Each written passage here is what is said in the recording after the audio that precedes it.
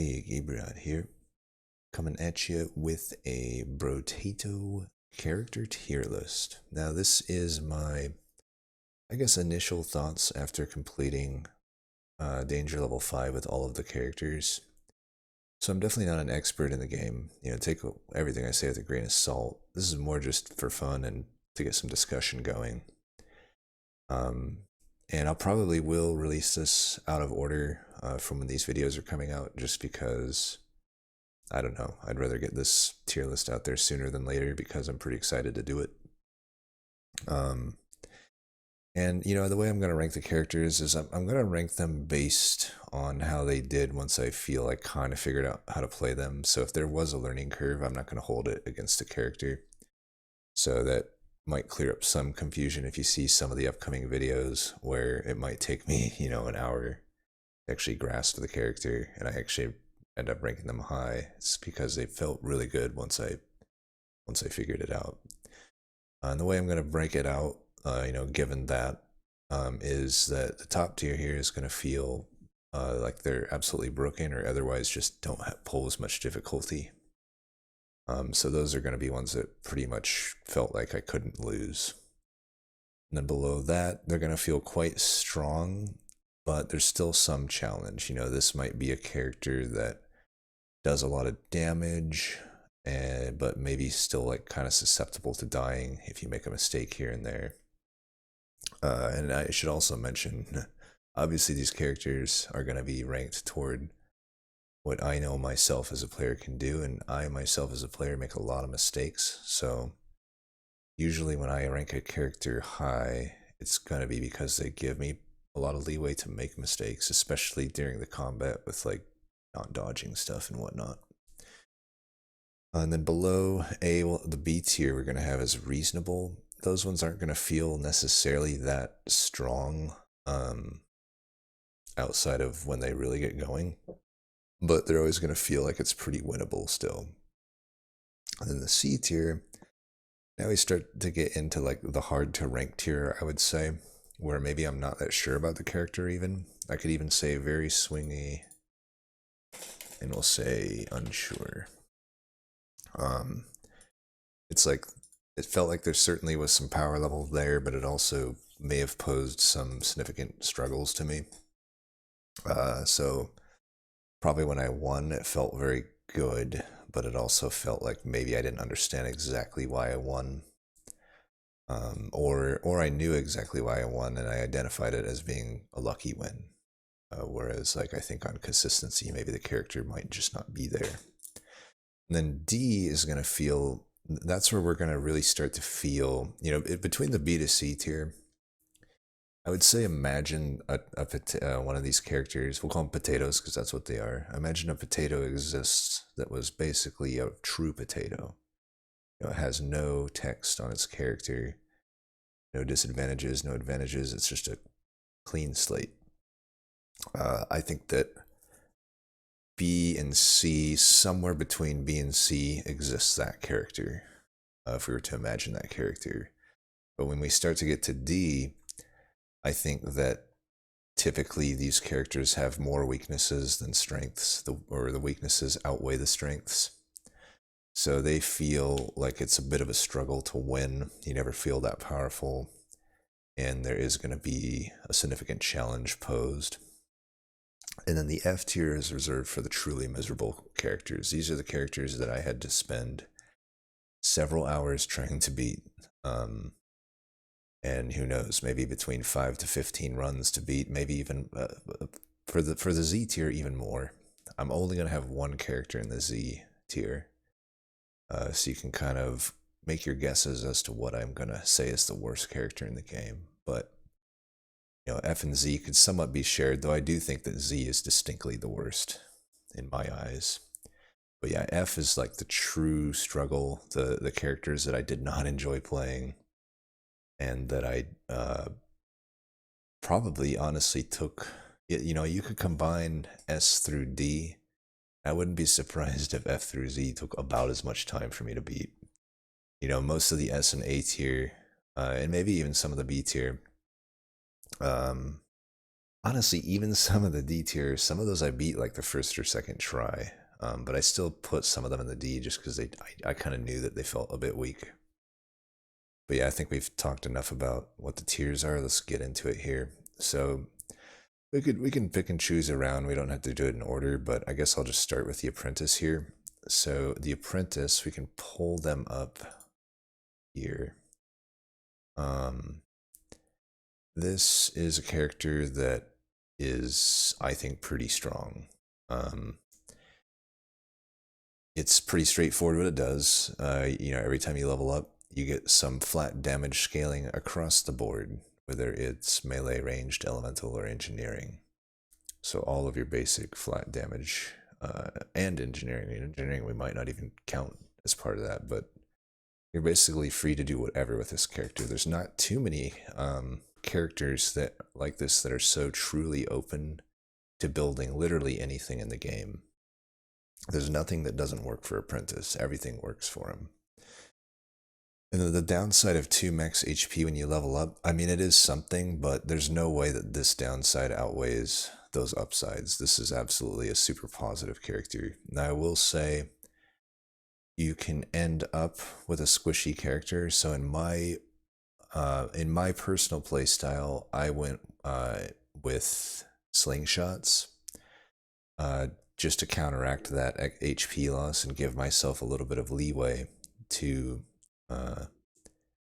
find stuff. But the great thing about this character is like you don't even have to put any points into your flat damage because leveling up basically does it for you. I mean, you could if you want, but you can just focus on other things such as attack speed or maybe getting some health. The nice thing about this character is he's really not squishy in the way the truly squishy characters are.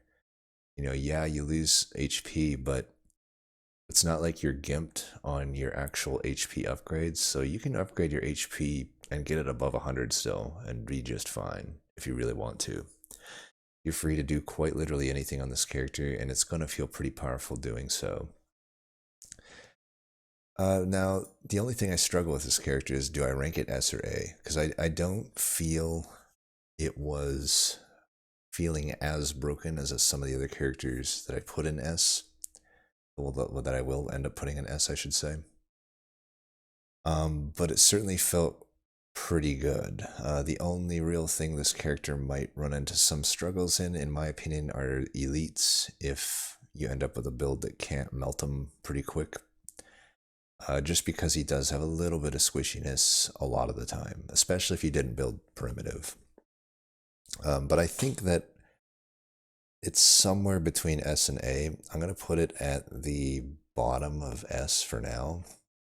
And if I look upon these Taters and it seems like it might not belong with the other S's, we could bump it down to A. But we'll leave it as a S minus for now, shall we say.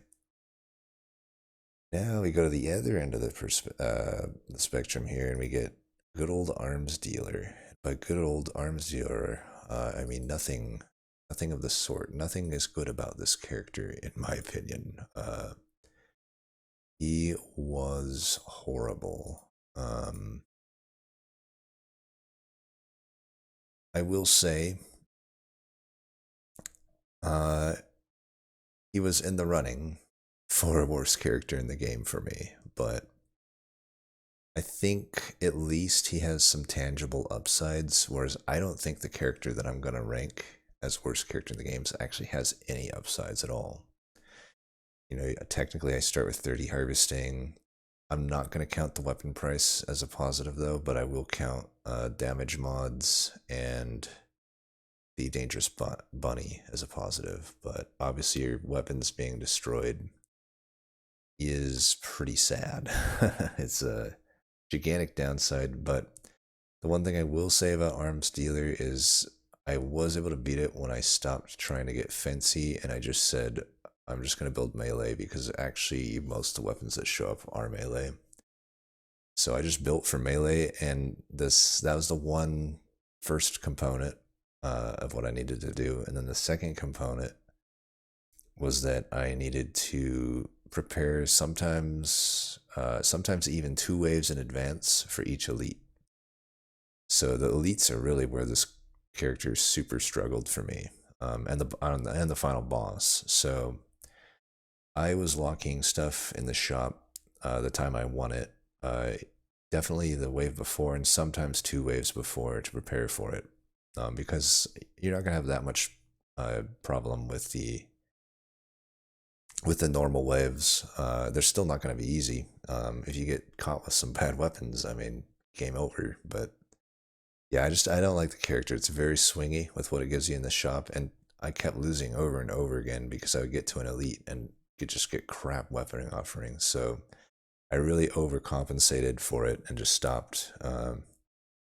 Started locking sets of good items, and I even like passed an entire wave over, and I think it ended up being the right call. Or I passed an entire shop over unlocking 4 different weapons for the final boss, and it made it doable. But that's obviously not good, right? Giving up an entire shop is a huge downside. So the character is very largely negative, and for this character, I put them in the miserable tier. I think they're one of the hardest characters to beat the game with. This is actually a second to last character that I did beat the game with. And then the Artificer. Now this one is really tough for me to rank. Let's go ahead and pull it up here. Artificer. I don't even know if I'm saying that right, but it seemed like it could be a cool concept. Like, I really do like the idea of mixing and matching some of these different stats to make them play with each other, but I just don't think the execution here is very good. It's like I would much rather have it be like maybe like if the only thing you can basically up is your explosion size, then you basically have no way to up your damage. I mean, I guess you can run I guess engineering, but I didn't. I ended up just doing it with I started with shredders, and then I luckily found a rocket launcher later. And the rocket launcher was good enough, but this character never felt strong. It wasn't nearly as much of a struggle though as a character like Arms Dealer. I definitely didn't have to replay it as much as that. And I don't know. There's probably multiple builds that do work with it. My main problem though is like you're very reliant on finding dynamite if you want to actually up the damage that you can output. I mean, it's either you lean into explosives and hope for dynamites, or you maybe try engineering or something like that. And also your armor modifications are reduced by 50, which is a big downside, I think. Armor is one of the more powerful things, so absolutely the down, and obviously 1,000% damage locks you out of basically most of the weapons of the game. So I don't think it's a very good character. This is a very good candidate for the weak feeling tier here. But it wasn't, at least I could reliably do something, right? I could reliably clear the lesser enemies from the game. So I never had to worry about getting swarmed by, the lesser HP enemies, but the tanks and elites and bosses were just miserable because I was never going to kill them. I never would have the damage for it. But that is Artificer. Definitely on the weak feeling side, but it actually didn't take me too many tries to beat it. And then we have Brawler. This is a character that really falls into that, like, it actually was kind of a struggle for me to win with Brawler. Let's pull it up here on the list here. But it was mainly because I just wasn't really getting it with him. Like, I had tried using, you're only offered to have Fist or the Harvest Open Palm. I forget what the other one's called, but I guess Hand. Yeah. Hand didn't seem to be very good. It would just push the enemy out of the range so you couldn't kill it with your fist. So definitely starting Fist seemed to be better, but another thing I just kept running into is like he would feel really powerful until I got to like the later waves, especially like elites and whatnot, and I would just die because the range is so small. You know, you got minus 50 range. Minus 50 range damage is whatever. That just means you're locked into doing a melee build, and that's fine. You're basically pretty incentivized just to use fists. But it is a decent upside. You know, 50% attack speed is quite a lot of attack speed. And the 15% dodge is decent as well. Keep in mind with fists, you're going to have additional dodge on top of that. So you already have very good offensive and defensive stats. And other than the minus 50 range, assuming you're just doing a fist build, that's really the only downside. And that's a downside that can be mitigated, right? It's not like this character is one of those characters where the downside additionally has all of the upgrades nerfed. Like they could have said like, oh, you know, minus 100% to range upgrades or something. But the fact of the matter is you can actually pretty easily undo that 50 range debuff and even increase your range a bit. And once I did that, the character felt pretty powerful. You know, once I could actually get a little bit of space between me and the enemies, that gave me time to kill the enemies before they just overwhelmed me and killed me. And it felt pretty powerful after that point. So I think that Brawler is somewhere between A and B. I still think that it didn't feel. I don't know. I think the video is already out on this guy. You can go back and check it. But it's also at the time of me actually recording this. It's been a while since I played Brawler. But I lean toward A, I think. I think it is strong, but there is some light challenge there with just the fact that you're melee and you do have a pretty short range. There's definitely room for error there, and errors that I often make. And then we have Bull. Bull is a very interesting character. It's also one that I think I need more time with because I only played it a few times and before I just sort of won with it. And I think when I won, I found a pretty good card for it, which was the blood donation. Basically, there's a few items in the game that constantly damage you, and those are going to be really good items for this character because, you know, you are taking damage or you're exploding every time you take damage, and if you're just taking one damage, which you basically instantly regen, it just gives you that much more explosions to work with, and it allows you to explode before the enemies get to you, which is pretty big advantage, right? Otherwise, you have to get hit by them. But I think even outside of that, this character actually feels pretty strong. This character, I think that it just starts with some crazy good stats. I mean, you know, you get 20 max HP right off the bat, which is quite a lot of max HP as far as the early game is concerned, even if you're going to be taking hits. And the 15 HP regen is a really good start, but you look down here and all of the regen mods are increased by 50% as well. So like it's really easy to just think about, there's quite a few cheap HP regen items you can get early that are actually pretty good. And you can get pretty quickly to the point where you're regenning faster than even like a good lifesteal build would. And you also get 10 armor off the bat, so a lot of damage reduction. It's just a really easy character to play, and it's just really straightforward. So I think it's really good. Hard for me to put it in S though, so I'm leaning toward A. To me, it felt a lot easier than Brawler actually. So like I'm even tempted to knock Brawler to B, because I know that.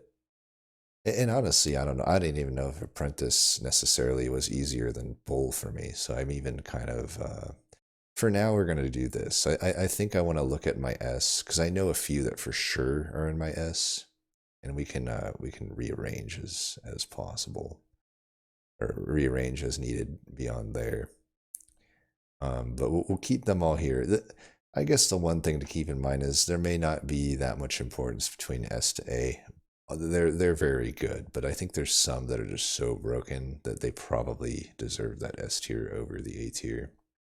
And I don't know that these three characters fit the bill, but there's not much for me to talk about with Bull. You know, the nice thing is there's no weapons in the shop, so that gives you even more likelihood to find the items that you need. And most, just a ton of the items turns out are just going to be pretty good for you. So I think Bull's pretty consistently good, but you know, for what it's worth, I only played him a few times before I won. So I could try him again, and maybe we'll see that maybe I just high rolled. We'll see. Then we have Chunky. If you probably watched a video a few days ago, you already know my thoughts on this character. I can't stand this character. Let's pull his stupid description up. Stupid Chunky. Now, maybe if I replay, maybe it'll feel okay again. Or I will admit there's probably some things I could try again. So this is a character that, even though I really despised them as I struggled to play them, you know, I never did give a good shot at like spike shields, which I saw someone had put in the comments. They said is pretty good, and that makes sense. You know, armor is about one of the few things you're not nerfed on, and it could give you a nice buffer. You know, if you're stacking HP and armor, just naturally get that damage through those spike shields. But for what it's worth, everything that I tried, which I tried quite a lot of different things with Chunky, it was just an absolute struggle bus. This absolutely, to me, is a character where it has massive downsides, where the upsides are very small compared to the huge downsides. The way I play, you know, I don't necessarily need lifesteal and regen, but the fact that they're basically not even, you know, you're basically not going to have them work because HP regen is already iffy at its blank state, but definitely reducing the mods by 50, it might as well read 100 there. It's really just not going to be useful in my opinion. And then dodge, to me, dodge is quite good. I mean, it's not completely nullified here, but 50% is a huge reduction on it, and it's pretty hard to justify buying dodge items or taking dodge upgrades when it's reduced by 50%. And then the speed is probably one of the most massive downgrades on this character. It's you're just completely locked out of being able to get speed upgrade. And you'll notice something. I mean, it'd be rare for you to find a victory screen for me where I didn't have a speed upgrade. But obviously with Chunky, that's not possible. So, you know, a lot of the dodging that you can normally do is very hard to impossible to do with Chunky. Some of the enemies in the game, such as the tanks that gain speed over time, are just going to overwhelm you unless you've rolled into good enough damage to be able to deal with them. So yeah, needless to say, I don't like Chunky.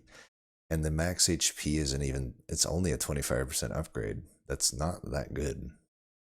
As far as like high HP characters go, I had several other characters that easily got more HP than Chunky. And the 1% damage for every 3 max HP is okay, I guess, but to me it's not really that much. I mean, I guess once you get to like say 100 health, maybe 200 health, we'll say 200 health, and that's still like 60. You know, for every 3 max HP, it is a big percent damage increase, but it's just not enough to overcome for these massive downsides. You know, you can't do lifesteal, so the typical like rapid gun builds are out of the question if you want to actually cash in on one of the better aspects of them, which is that lifesteal. And even if you're doing like a melee build that might have wanted HP regen, that thing's not usable. Though I will say, Chunky was one of the earlier characters that I played with. I will say over time I stopped really relying on HP regen for most of my characters. Any character that couldn't really use lifesteal, I just moved toward using consumables anyway. So in that regard, maybe the HP regen isn't that bad of a downside, and the HP recovering, the extra HP on covered from consumables is maybe a pretty good upside with Chunky. I think the fact that the speed is locked down to 0 completely nullifies that. Uh, you know, when I have plants just sort of lying on the ground that I'm kind of hoping to get to if I need them, the assumption there is that I can get to them fast, and I can't do that with Chunky. And what's more is because I can't dodge, I'm just for sure basically, I mean, I can dodge, but not really, right? I'm just for sure taking hits. And since I can't lifesteal, since I can't regen, I basically have to get to those consumables. But if I'm not killing all of the enemies, if I'm not actually doing enough damage to kill all the enemies, I'm going to keep continuing to walk through enemies to get to my consumables. So I'm basically not even gaining health back. I'm just continuing to take damage, and it's just a slow, agonizing, long death. So that's why I don't really like Chunky. The way I did end up winning with Chunky was a pruner build. And it was I really like pruners in general. Any character that could pull pruner off felt good to me, but Chunky didn't. It was one of the harder fought victories that I had to go through. And it was just miserable. It was just miserable because usually with the pruner build, I do need the speed to actually cash in on being able to kind of do a circuit around and get to your consumables. So Chunky, I'll tell you what though, it doesn't make my Z. It doesn't make my Z tier for worst tier character in the game, but it's definitely in the miserable tier. And you notice I purposely did push it ahead of Arms Dealer because I do think in general I'd probably rather play Chunky than Arms Dealer, but we're splitting hairs at that point. I really don't like either of those characters. And then we got what's his name? Crazy. I thought this character was quite good. Similar to Bull though, I think I just beat him on the first try that I played him. So um it well I'd played him also. I remember I played him on earlier danger level before that though, and he felt good on both for what it's worth. Um but on D5 I beat him first try, and I just ran shurikens, and you're basically you're pretty locked into using precise weapons. I mean, why wouldn't you? You get 100 range with them. You start with a knife, so you're already getting the increased chance to find the stuff. But you also get to start with an additional weapon. So I just start with the shuriken. I think I may have even sold the knife to start with. But yeah, this character was quite strong, and the only downside, I guess, is he does have 30% dodge. But the other ones don't matter, right? Engineering, who cares? Range damage, also who cares? If you didn't know, Shuriken is actually melee damage, so you're basically getting a lot of range with it, so you can hit from pretty far away, and then it will just bounce all over the map. You already get a 25% attack speed bonus. They just seem pretty strong.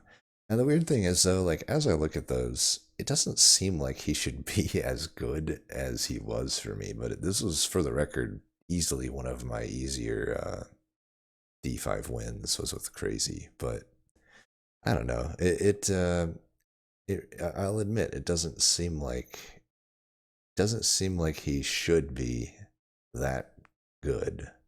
But he just was. So I'll rank him good for now because he did do very well for me. I borderline put him in S because it was that easy of a win, but I think just reading through those stats, I'm like, I don't know how I can put him in S.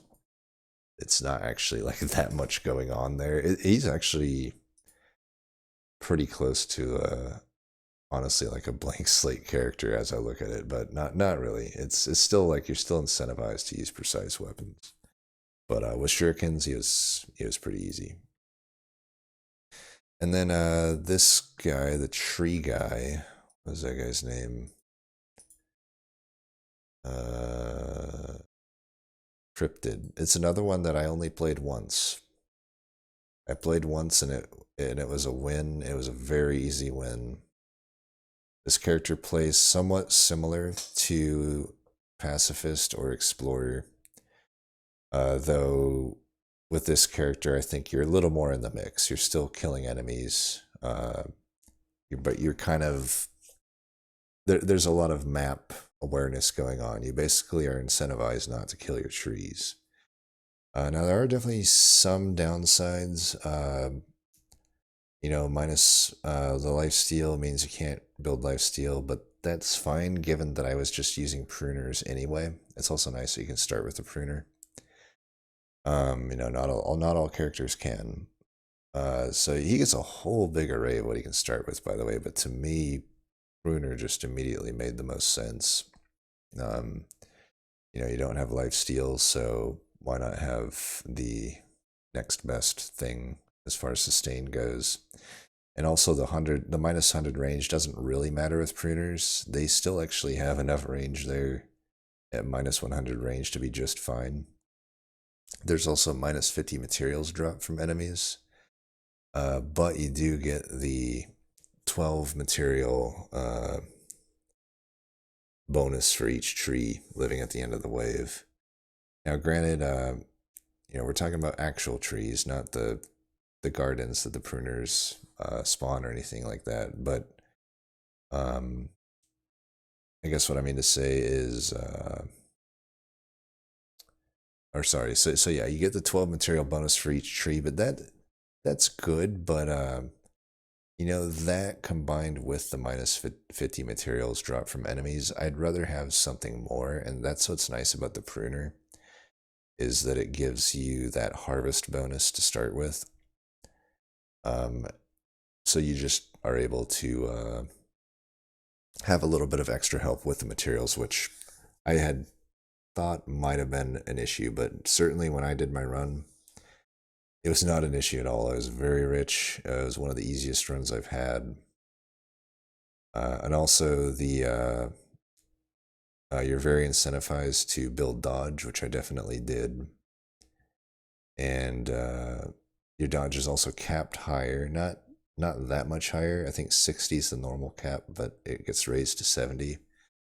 But what you're kind of noticing here is there's a lot of upsides here. Definitely the materials is a big downside, but lifesteal doesn't have to be a downside. Range doesn't have to be a downside. The materials is the only real tangible downside.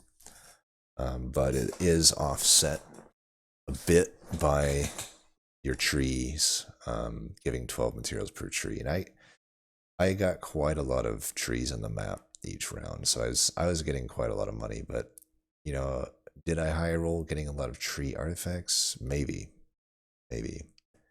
So I'm tempted. Like it felt very S tier to me, but I think again, similar to Crazy, I'm like, I don't know that he should be that good. I'm gonna say A for now, but maybe if I play it again and it just seems easy each time, this is when I could definitely easily see bumping up to S. Then we have the Cyborg here. This one is weird one, but I like it again. This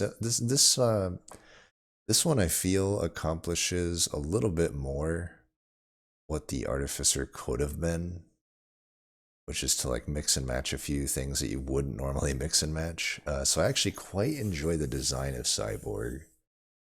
I just don't necessarily think that it's an incredible character. It's hard for me to say though, because it's such a unique character that there could be quite a lot that you do with it.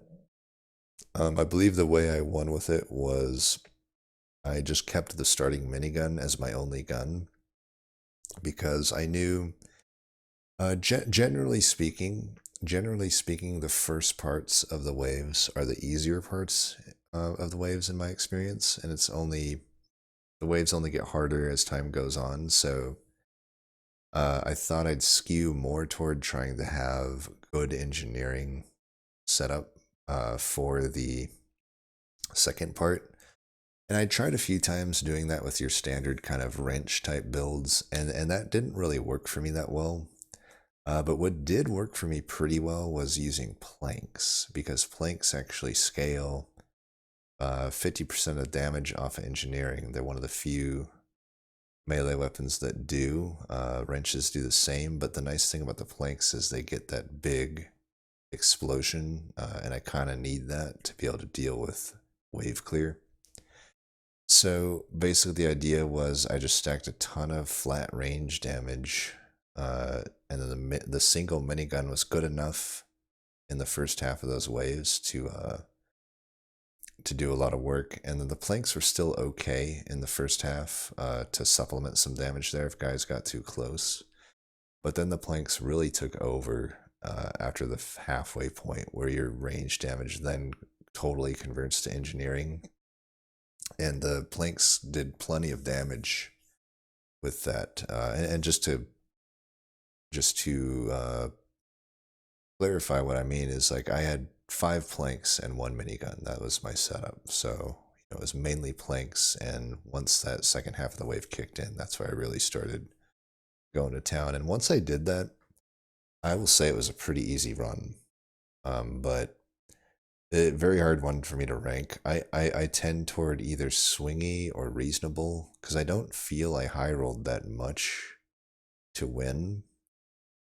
But what I will say is it didn't feel like particularly powerful. I felt like I was kind of fighting against the character somewhat. It's weird. Like I could almost say it feels almost like V or D, but for sure it feels better than the Artificer. I was definitely doing way more damage than the Artificer could have ever hoped to do. So I think I'm going to leave it in B for now. Now we got a character that I know for sure is S. That's the Demon. I don't think there's any surprise here. I've done a little poking around. I wanted to, as I played through, I would check people's tier lists out here and there, and very typically Demon was toward the top. And there's no disagreements from me there. This character is so powerful. Going back to the chunky, talking about chunky, I can tell you already the Demon can do everything chunky can do, but way better. Way better. This guy is just all upside. And you're completely free to build anything you want. But personally, I would build primitive weapons. I think I built Slingshot on him, if I remember correctly. There's a little bit of annoyance there, because the only primitive weapon that you start with is Torch, which is definitely the worst primitive weapon, right? But you can start with that and just try to roll for Slingshot. Early, if you don't get it, that's fine. You will eventually get Slingshots. And the thing about Demon is you don't really need to worry about getting that behind. The torches will work just fine early game if you can't find any Slingshots. And because of the way that you can just massively buy so many items in one single shop if you want to, you could just completely pivot out of torches into a full 6 slingshot build in some cases. You just have to hold enough materials to be able to re-roll that much, and then as long as you have enough health to pay for it, you're good to go. But yeah, this is a character that you can really do anything you want with it, but you're kind of incentivized to maybe greed a little bit on some rounds to stack up a bunch of materials, because then you're just stacking up a bunch of health. And even though you lose 50% of the materials, it's nice to carry that over into the next round if you don't buy much or if you don't reroll much. And you can really just start to get a ton of HP to the point where you can just buy everything in the shops and still have a lot of HP left over. So Demon is definitely in the S tier. There's no way it's not. Incredibly easy character, borderline unlosable. Now, Doctor, this is a hard one for me to evaluate, because it's another one where I beat it relatively quick, but I don't know that he's that good necessarily. I ran Mediguns, and I beat it first try that I tried Mediguns. I think I did try with scissors before that, and it didn't go so well. But yeah, you don't have many options with the character. It's either scissors or guns, and the gun was a very easy run for me. I basically was never really in worry of much in terms of survivability, obviously, because the medical gun just has a crazy amount of lifesteal naturally. And you get the thing about the doctor is its only real downside, technically, I guess, is that like the minus attack speed doesn't really matter if you plan on just using only scissors or only medical gun, right? So that's not an actual downside necessarily, though I think certainly you would never run medical gun, I think, on any other character. So there is that downside that you're kind of running a crappy weapon. But it's good enough actually with Doctor because you're getting 200% attack speed with it, which really means 100% attack speed, right? Because you're counteracting the already existing minus 100% attack speed. But guess what? Even even the 100 attack speed positive is quite a lot of attack speed, and it turns the medical gun into a very powerful weapon and one that you're definitely constantly regenning a ton of health on. So then the only other real downside is the armor modification, which is felt. Armor is a very good stat in the game and does hurt to have it reduced by 50%, but you're still allowed to get as much health as you could want. You're still allowed to get as much dodge as you could want. You can just build dodge. You can still build a little bit of armor. And at that point, it's pretty easy. I mean, it's just like you just can't die unless you're just sitting there taking a bunch of hits from elites and a bunch of hits from like elites or bosses. That's probably the only way you die at that point. So to me, it actually felt pretty powerful, and I think I do tend to put it in the strong tier, but maybe reasonable is more so there. I don't know though. I feel like it's quite a lot easier than Cyborg. I think it's pretty straightforward, the plan, whereas the Cyborg's not necessarily straightforward. So I'm gonna go with strong but light challenge for now. Now, engineer, I should go back and check the video, honestly, because I'll be honest, I don't remember that much about how it went. It was a while ago, um, maybe a week ago from when I'm actually recording this. And I don't know, I generally just don't like engineering in this game. Like, out of all the like archetypes or all the like game plans you can put together, like to me, engineering is the one of the more frustrating ones to try to work with. But I will say that at least engineer mitigates a big portion of that frustration by guaranteeing that all of your structures are close to each other. It's definitely a huge upside. I think that's one of my main problems with engineering a lot of the time is like you'll just have like your best turret randomly in the very corner of the map where now it's like, all right, it's not going to get that many shots in unless I literally sit there in the corner where I have the least room to move around and stuff. But engineering, assuming you're going engineering, which I would assume you would with this character, it's basically all upsides. The damage modifications are reduced by 50%, but that doesn't affect engineering. So there's actually no downsides with this character considering the game plan, which makes it quite a good character technically. The only question to me is like, is engineering good enough that a character that is just all upside is actually all that powerful? That's what I'm not entirely sure on. But I don't know. There's so much upside with it. You start with 10 engineering. That's a lot. Imagine just getting 10 of like any of the other similar stats. Like, what if I just started with like 10 range damage or something? That'd be bonkers, right? But that just goes to show the difference. If I had a character where they said if they had something similar here, like engineering reduced by 50%, but give me plus 10 to range damage, and range damage mods are increased by 25, you start with an SMG or something, or a slingshot, you'd be laughing at how broken that character is. Whereas with this guy, I'm like, okay, seems reasonable, right? It just shows the massive difference in engineering compared to the other stuff. I do think engineering kind of sucks. But by far, of the engineering-based characters, he's the best one, hands down. And I think he is, in my eyes, a reasonable character. There's not going to be much swinginess because you're guaranteed to have really good engineering stats. But my argument here is that I don't think engineering is that good. It's like really pretty much impossible in my eyes to even get a kill on a elite.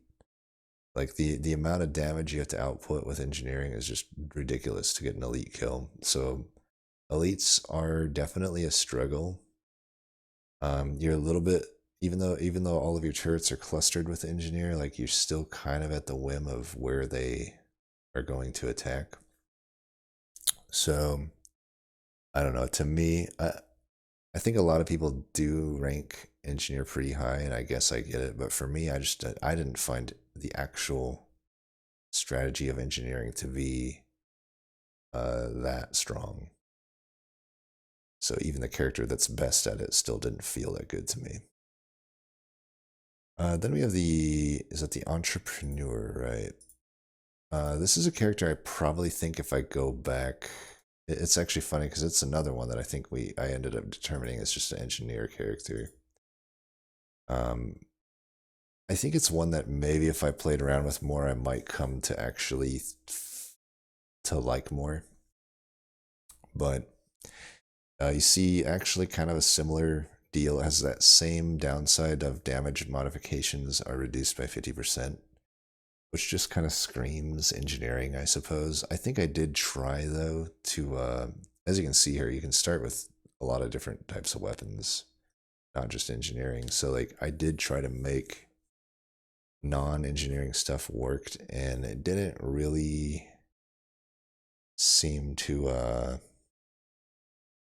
it didn't seem to pop off that much because I don't know. It's like you're getting all of your flat damage 50% effective. You're getting all of your percent damage also reduced. So it really just seems like this character wants to be an engineer.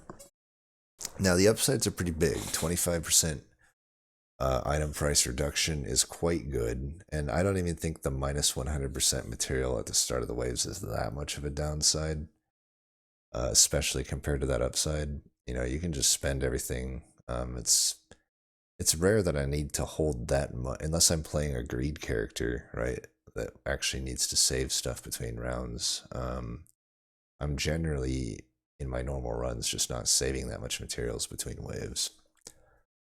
So it's not like I have to change up my playstyle that much for Entrepeneur in that regard.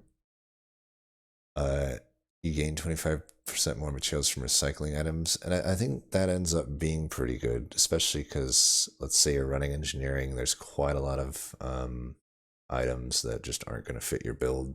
So if you get them in a crate, for example, you can get extra money out of that. And then the harvesting mods increased by 50%. I think that's probably a big thing that I might not have cashed in properly. Because Entrepeneur is another one of those characters that I was kind of playing toward the start of my D5 climb.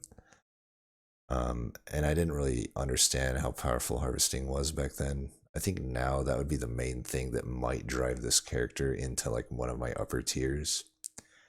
But for what it's worth, I can only go based off what I did at the time. And what I did at the time, the character didn't feel that strong to me. But I'm going to put it in swingy / unsure, which is very accurate to how I feel about the character. Like it felt like a lot of the runs were a struggle. However, I think now with my game knowledge of Brotato, I think I could do better with him. And I think the time I won with him, it felt pretty okay anyway when I did do engineering, for what it's worth. Okay, now we go to Explorer. This is a character that surprised me with how good it was. Explorer is, we'll get to Pacifist soon enough, but it really is just the same general game plan as Pacifist, except it's more fun and it's more powerful. It is just kind of a better Pacifist. It's more fun because you have more to do than just dodge enemies. Like you still have some stuff to build. You still have, trees and consumables to target. So, pretty obvious pruner character. It is one of these pruner characters though that doesn't actually start with pruner. So you can start with taser and hopefully transition to pruners. I mean, you can run both as well. It's nice to have the taser just to slow down the enemies as well. But the nice thing about pruners is it just gives you those extra plants to target along the way and get a bunch of heals. But the idea of this character is pretty simple. You just you already get a big natural increase to your tree spawn rate. You already start with lumberjacks, so no matter what you choose, you're going to be able to kill those trees in one hit. You already start with a 10% speed increase, a 50% pickup range. The map size of 33% is a massive advantage. I can't actually stress how much that 33 map size increase is such an advantage for this character because, you already start with enough speed that you probably don't even need anymore, but you can get even more. The enemies, for what it's worth, do have 10% enemy speed increase as well, but you can quickly outpace them with just a few upgrades or a few items. And that the fact that the map is so big, it's just so easy to outmaneuver the enemies, and even the elites really can't do much to you. This was by far, I think, and granted, it took me, I think, a few tries to figure this character out, but once I did, this was like my comfort character. Like when I was getting frustrated with some of the tougher characters in the game for me, I would just like go back and play Explorer because he is that just smooth and easy to play. Now again, he's not actually doing much damage. You can still do damage, but you're still allowed to kill a few enemies, and there are more enemies.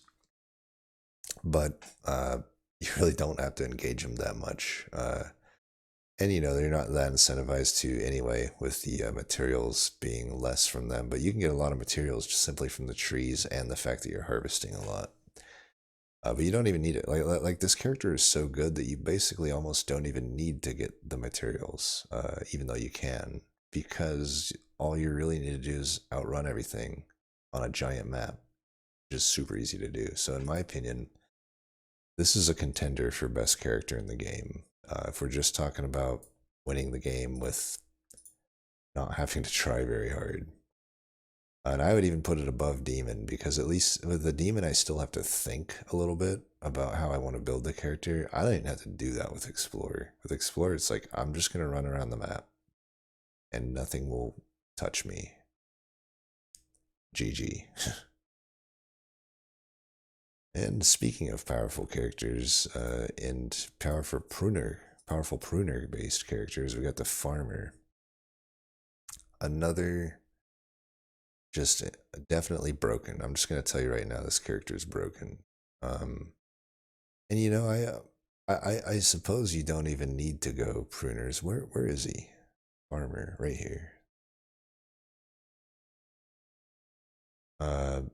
So you start with 20 harvesting. That's already a nice thing, but harvesting increases by an additional 3% at the end of each wave. 3% of your total harvesting.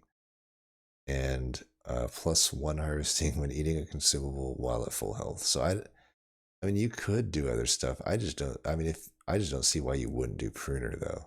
This is like so obvious to me to just go pruner.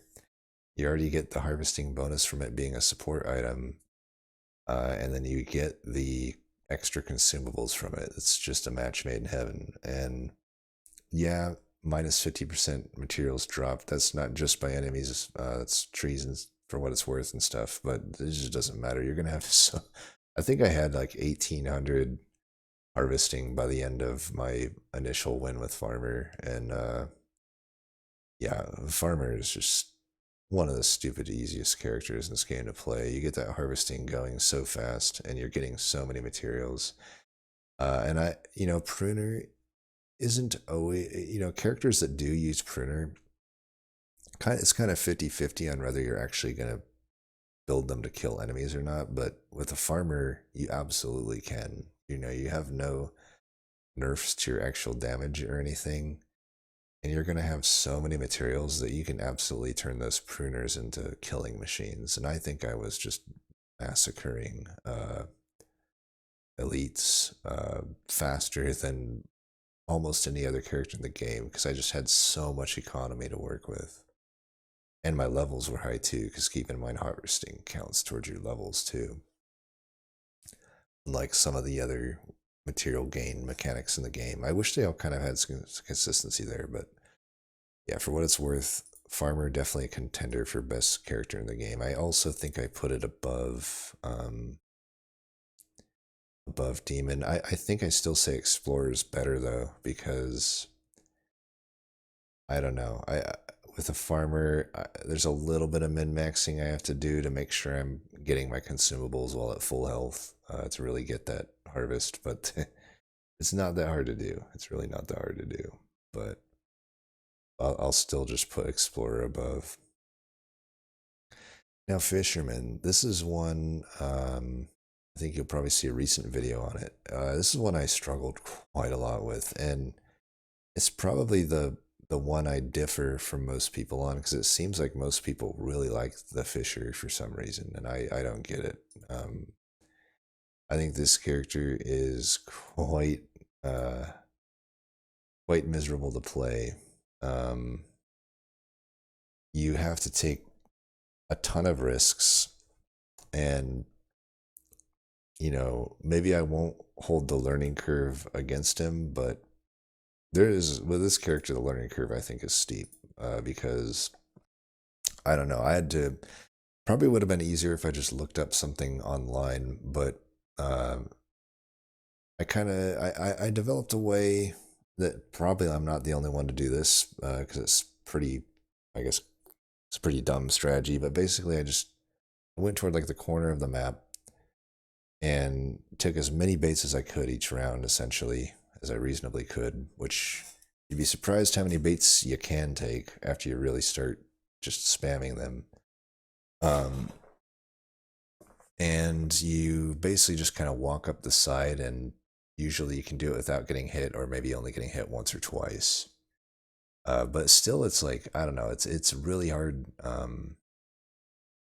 You're still taking a lot of risk there, and even if you do get hit once or twice, that still means you might go into that fight with like half health. So that is a big downside, and I don't know if maybe I could have got away with taking less bait, but the problem is, like, with this character, in my opinion, you're kind of forced into doing the bait. It's not like the bait is super big upside. It's more just like I have to take all these baits or I'm going to get way behind, and because of the -50 materials drop from enemies, right?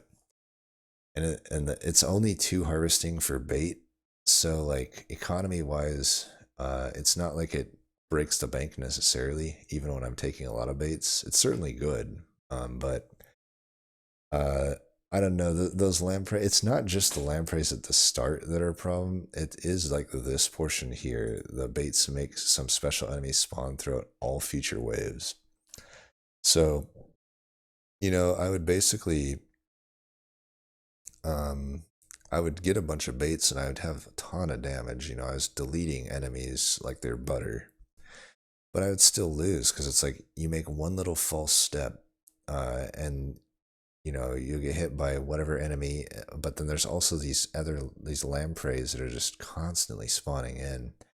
And I don't know, when they're spawning at the start and I can control, I'm predicting where they're coming in and I'm controlling it, it's one thing, but when they're just randomly keep spawning in all over the map, it's really hard for me to just pay attention to that all the time and like dodge the bullets and stuff, and they do hit pretty heavy, especially toward the later rounds. And I don't know, it's like it just feels like the character as a result becomes so squishy, even though technically there's nothing about him that should be squishy. It's just like you often start lower on health because you make one little false step and you're hit by the initial lampreys, and then it's even harder to dodge the lampreys after that. So it's like you have to be on top of your game for 20 waves, and especially I did say on the elites I stopped taking baits whenever I'd fight the elites, and I think that was proper. But it's you still have those other lampreys spawning in even if you didn't take the bait that round,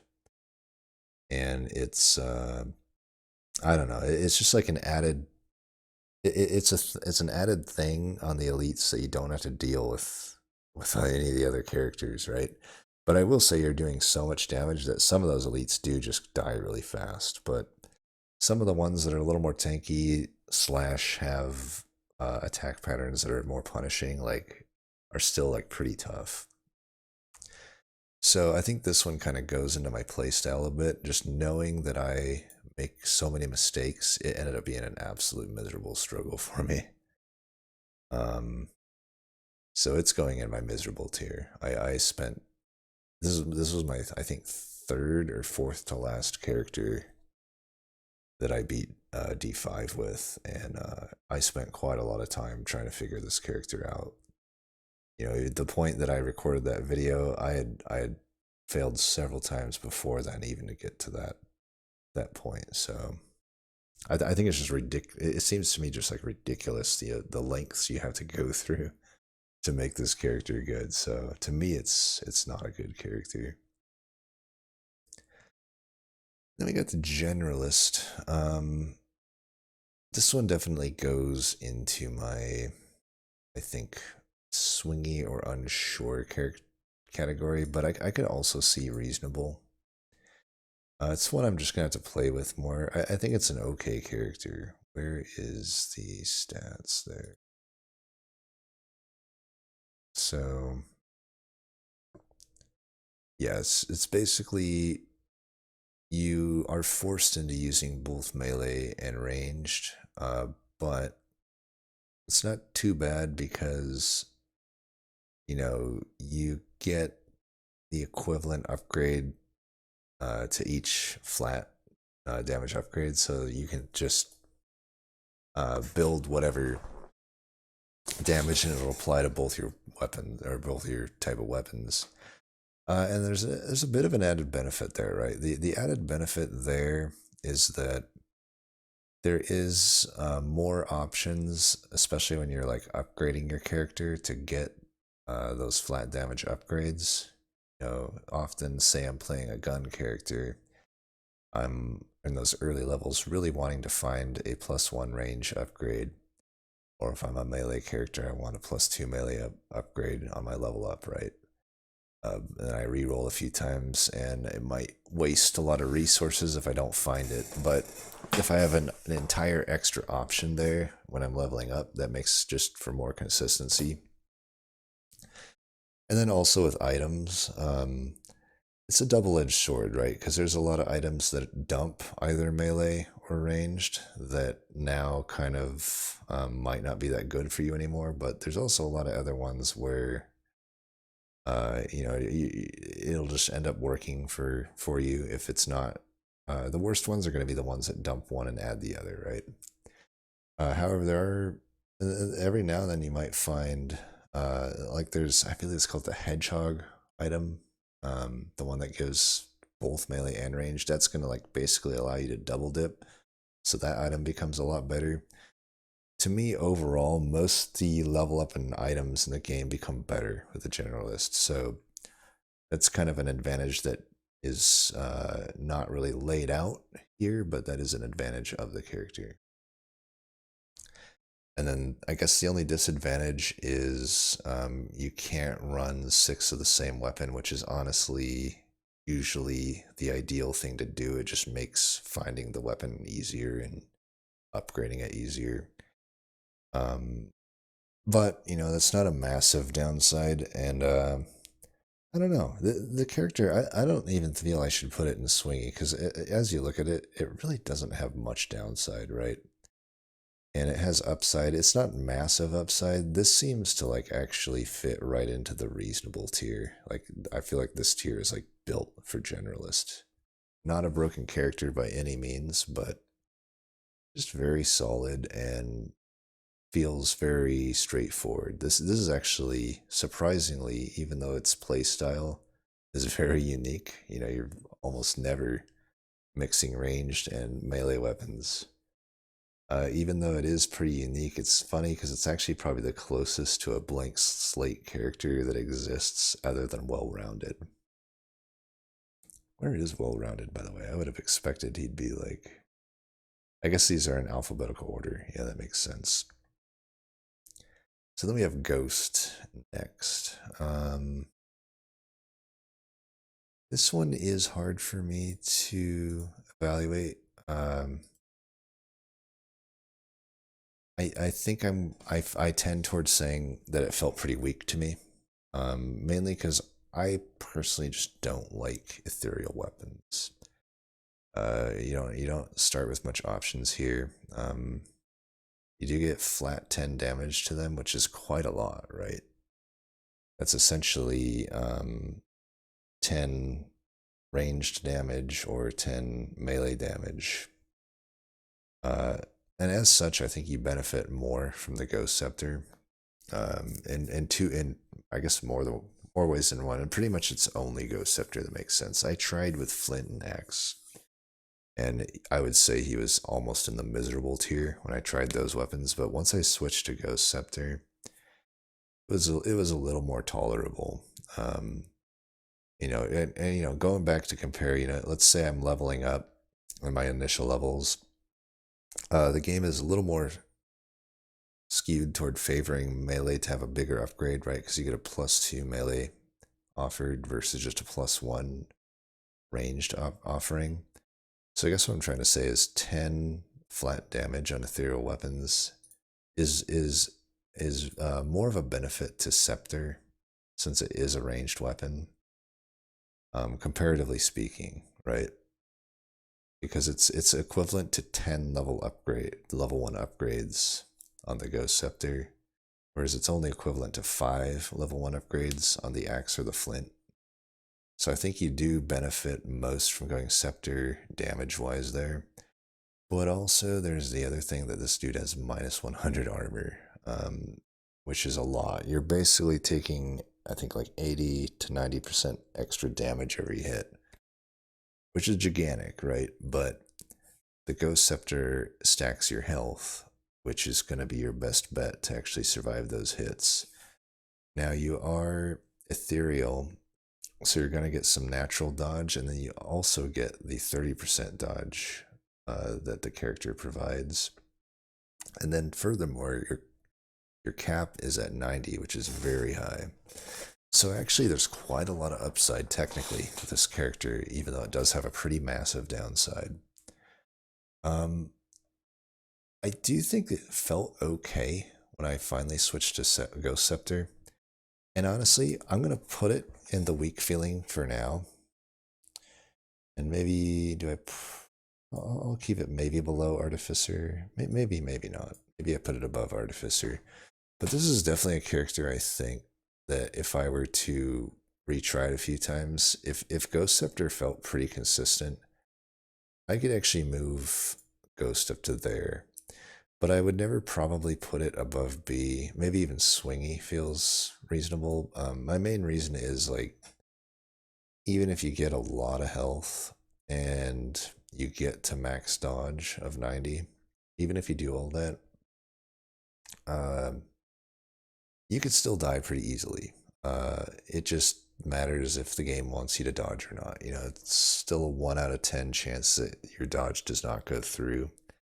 And considering the bosses, especially like the end game boss, does so much damage, if the game decides that you're getting hit by that and you didn't dodge it, that's gonna do a ton of damage to you. And if you happen to lose like 2 1 out of 10s in quick succession to those enemies, and you're me and you're bad at dodging, avoiding the attacks patterns, then it's just game over with that character. But I could argue that with quite a lot of characters up here, and uh, I don't know though. The chance is just really high with Ghost that they can just one shot you still. Maybe I'll take a quick break now because this is taking way longer than I thought it would. Getting kind of tired. Maybe I'll come back tomorrow and do the rest. But this is fun. I like doing this. Maybe take a look at what's left. You've seen how I've kind of rated the ones so far. Make your guesses on what I'm gonna rate a lot of the upcoming ones, right? And we still haven't said what the worst character in the game is. So, he's in there somewhere, still in one of those upcoming things. Maybe it's on the first row, maybe it's on the second row, who knows? Only time will tell. Alright, I'll come back in a bit. Okay, so zooming here. We have Gladiator, who is an interesting character. I think that it's definitely not, to me, a super strong character, at least when I played it. It wasn't a super hard one either. It felt overall kind of middle of the road. Definitely out of the melee focused characters, I think it was one of the weaker ones. In my experience, mainly because to cash in on the hero power, that 20% attack speed for every different weapon you have, I don't know, it's just kind of weird. You could try it early, but that's going to make it hard to upgrade the items. Or, I don't know,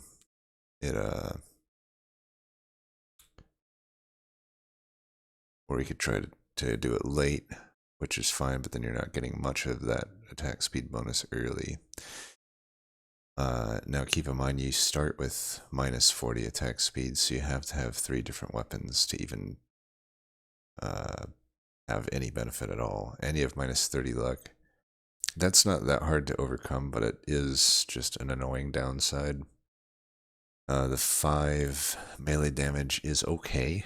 I mean, that's like 2.5 level 1 level up upgrades of positivity, whereas minus 30 luck is, 5 luck is a level 1 level up upgrade, so that's 6 points in a negative direction for a stat that you pretty much would want on any character.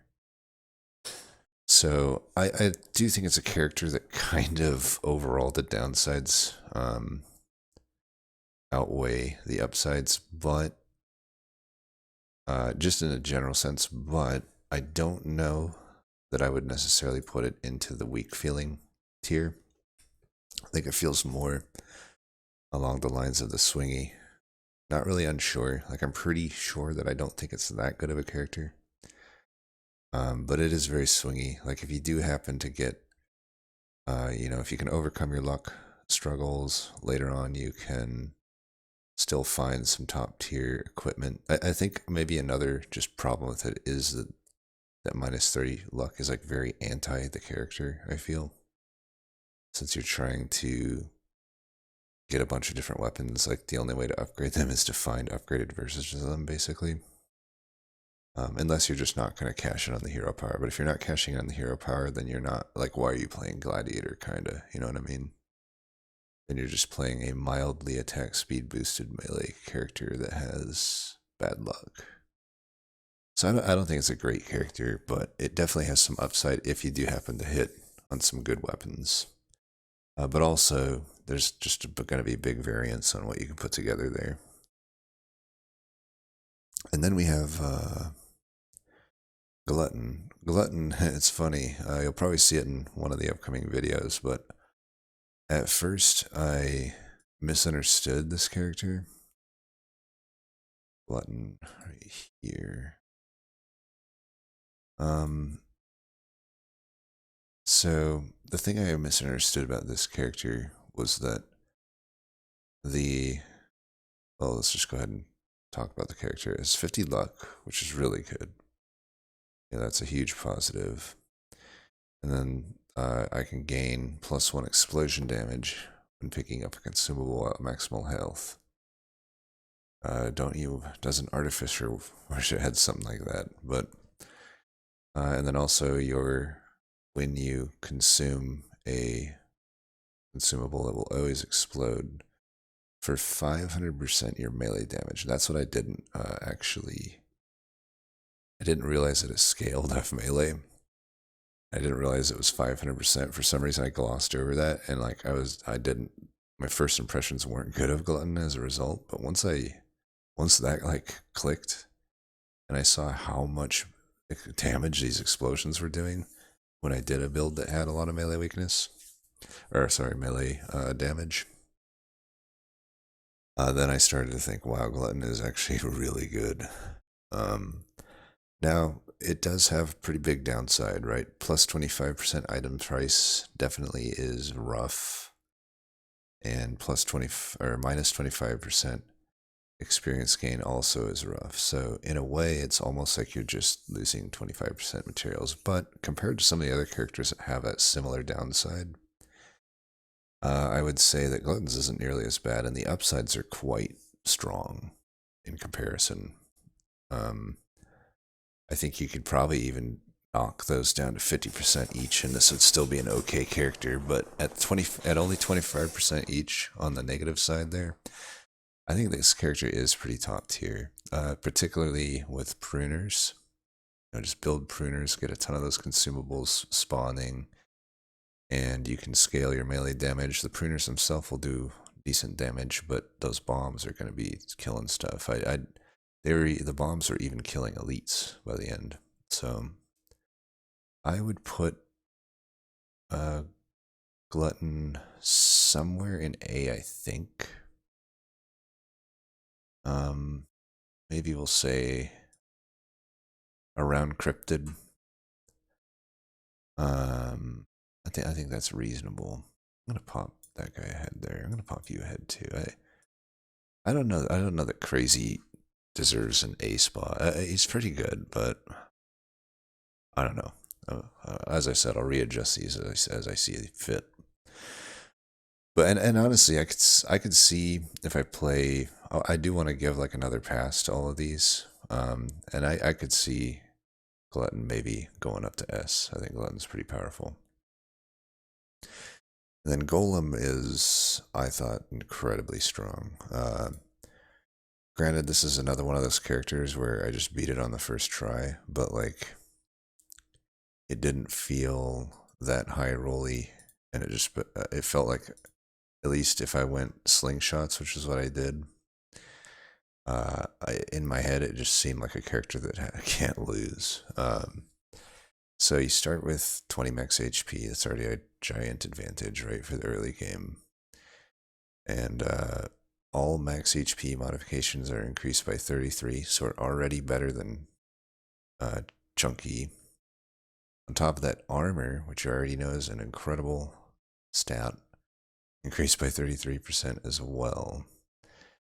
40% attack speed when you have less than 50% health is really good. That's a lot of attack speed. Keep in mind, you can purposely go below that on most waves just fine, just to accelerate the rate at which you're gaining materials and just snowball. And this is probably one of the better characters early to find a weird ghost on. You know, the item that brings your health down to 1 because you just right off the bat are just rapid firing everything on the map. And then also 20% move speed, which is a lot of move speed when you're below 50 health. Now the only downside here is I can't heal in any way. You know, consumables, lifesteal, regen, whatever. And I'll admit that seems like a scary downside, but I'm telling you, I never. This I think. So you know, I didn't make a tier for best character in the game, like I did with the worst. Because the problem is, for the best, I don't know what I consider the best, but Golem could easily be there. He's definitely in my S, but the problem with the characters that are in my S is I didn't really play them that much because I got super easy wins with them, right? So it's hard for me to say definitively what the single best character in the game is, because I would just need to play them all a bit more, see which ones feel consistently broken. Whereas, the worst character in the game I got plenty of experience with because I just kept losing over and over with it. But yeah, I think Golem is super strong. Very, very easy game plan. And you can get the health so ridiculously high. And by the end of the game, you don't even need to, like, there is a certain point where I'm like, I don't really need to go below a certain amount of health. I mean, that your econ is going to be so good by that point because you've just, I think by far, probably one of the most powerful wave clears of the early game because of that 40% attack speed bonus with no real downsides, right? Early game, you're rarely using sustain. You're just not getting hit, or if you do get hit, you probably die because most people don't start with much HP. But even because Golem starts with 20 HP, even at half HP, you have more HP typically than you would have with any of the other characters in the early game still. So I think Golem is an incredibly powerful character. Then we got Hunter. Now, Hunter is a character that I would say felt similar to Ranger for me, where they're pretty squishy. They don't give you much room for error. But the upsides were quite high on it. This dude can deal a lot of damage, and he can deal it from a very safe range. And as such, it felt pretty strong. But that downside is pretty big on the HP. The harvesting I can live with. I mean, you can just go hard on luck, and you're going to have enough economy that you don't have to worry about harvesting. And luckily, most harvesting items are pretty contained within themselves, so it's not like you're missing out on some item that gives harvesting and some other positive, you know what I mean? So harvesting's an easy one to just forget about. But the upsides are pretty big here. 100 range, I would assume you would want to go crossbow here. That's what I did. That's the item that's going to benefit most on Hunter. And then you also get more percent damage for every 10 rage you have. So on top of the crossbows already scaling based on range effect, you just have a natural hero power that gives additional percent damage. So you're very inclined to just get range so high that you're shooting everything from across the map. And then also your crit modifications are increased by 25%, which isn't huge, but just makes it that much easier to get a crit going. And since you're probably building precise with crossbow, you already get a natural crit bonus anyway, but that's also increased, right? But, I can't ignore that max HP reduction of 33% is quite steep. That it does make Hunter one of the more squishier characters in the game. So, as I said when I started this tier list, a lot of these are based on just how I know myself as a player and what I can expect from myself. And what I can expect from myself is to make mistakes. I need characters that if I accidentally back myself into a corner, I can maybe run through a wave of enemies to get out of it, or if I'm like locked into a bad elite who has a really hard to dodge pattern, like I'm gonna have to need some leeway for a few hits. So I would say that it does keep Hunter out of the very top tier for me. Whereas I could easily see people saying Hunter is S, and I couldn't really argue if you're confident that you can just deal with that squishiness. But for me, I can't really deal with the squishiness, so it does, I think, still make my A tier because it was offensively one of the most powerful characters that I played here, and it wasn't a gigantic struggle to beat it with it. You know, I did record my hunter runs, and I did struggle a little bit, but I do think that overall, and especially once you unlock the weapon, sniper rifle, you know, if you can find that at all on a run, that's just another great weapon for this character. But you know, I had done it prior to unlocking it, so that probably gimped it a little bit, but that's fine. I think it's a super good character still, even though it doesn't really fit what I necessarily want. But yeah, it'd be hard for me to put it in B, because as I look at this, like Cyborg, Generalist, Engineer, I do think I would have an easier time with Hunter typically. Okay. Now, we, now you know you thought Hunter was squishy. Well, guess what? You ain't seen nothing yet. Welcome to the most squishiest character in the game, Jack. Oh, how I hate this stupid character. By the way, does anyone know, is Giant Belt actually in the game? Because when ever since well, I'll get to that later, but Jack. So if you guessed that Jack was the one that was the worst character in the game in my eyes, then you're correct. Fuck Jack. Fuck this character. I hate this character.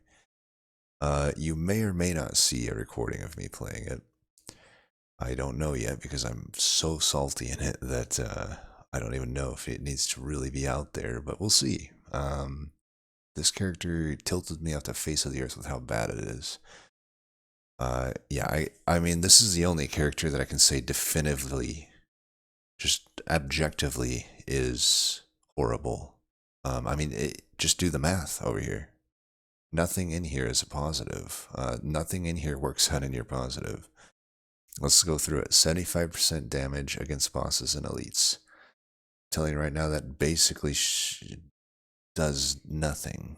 It may as well not even exist. You could say minus 200% damage against bosses and elites, and it wouldn't change any bit about Jack. You're just not going to kill bosses and elites.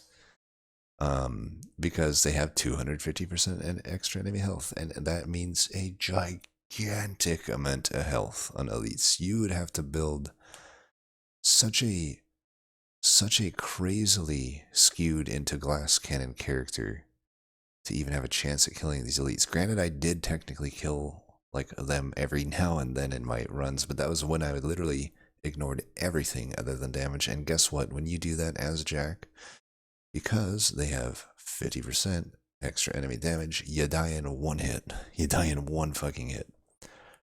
So there is no leeway with this character whatsoever. And it's just an absolute nightmare to play this character. It was so miserable. I don't know that I'll ever even want to go back to this character. That's how much I hated playing this character. By far, I'm not even kidding you. There's two things I'll even say about that.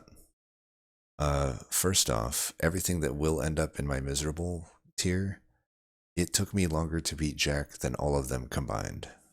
And yeah, we're not even going to admit to how long that took, but it was a long time for me to get a win with Jack.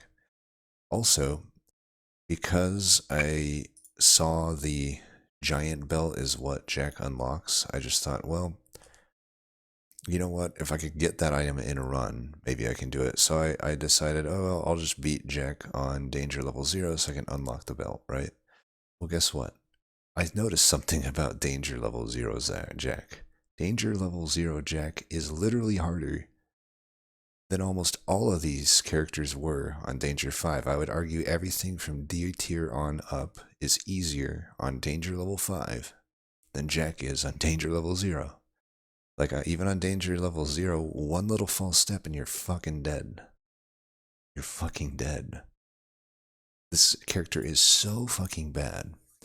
But we haven't even gotten to all of the negatives here, right? Like, we're just talking about the damage right now. But that 50% enemy damage, you know, to put it in perspective, you know, we talked about how Hunter is like one of the squishiest characters at minus 33% health, right? Well, that's exactly the same amount of health that you basically get with Jack, you know? If every enemy is doing 150% damage than what they normally do, you know, because they're doing they're doing 1.5 times the normal damage, then that means your health is quite literally 66% as effective. But what's more is, unlike Hunter, the armor doesn't really, the armor is only still reducing on that higher percent damage, which means the armor isn't even as effective as it is with Hunter. So you're actually even more squishy than Hunter. You're the squishiest character in the game, hands down. Now, on top of that, we haven't even gotten to it all yet. There's there's even take the fine print here. On higher danger levels, only elites spawn, never hordes. I don't know about you, but to me that is a massive downside. Elites are way harder than hordes, and if you don't end up killing the elite, which you're probably not going to do with Jack, that plus 75% does not offset 250% enemy health. You're still not any better at killing a boss or elite than you are with any other character in the game. In fact, you're quite worse at it. But yeah, you gotta only face elites, so that means you don't get the high amount of materials you'd normally get from the hordes on those waves.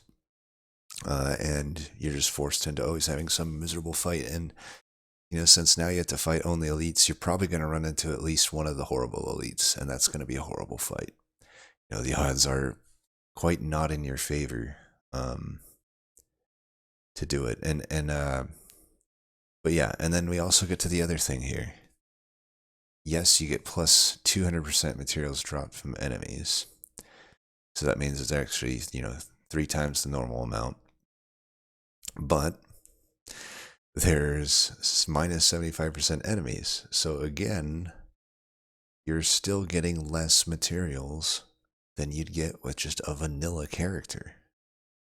Because there's 75, there's only 25% character of the normal group here. You would need to have 4 times the amount of materials just to break even, if that makes sense.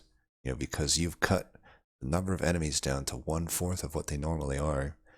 Well, you need to times that back by 4, the number of materials that drop per enemy, if you want to just break even. But guess what? You don't. You're timesing it by 3.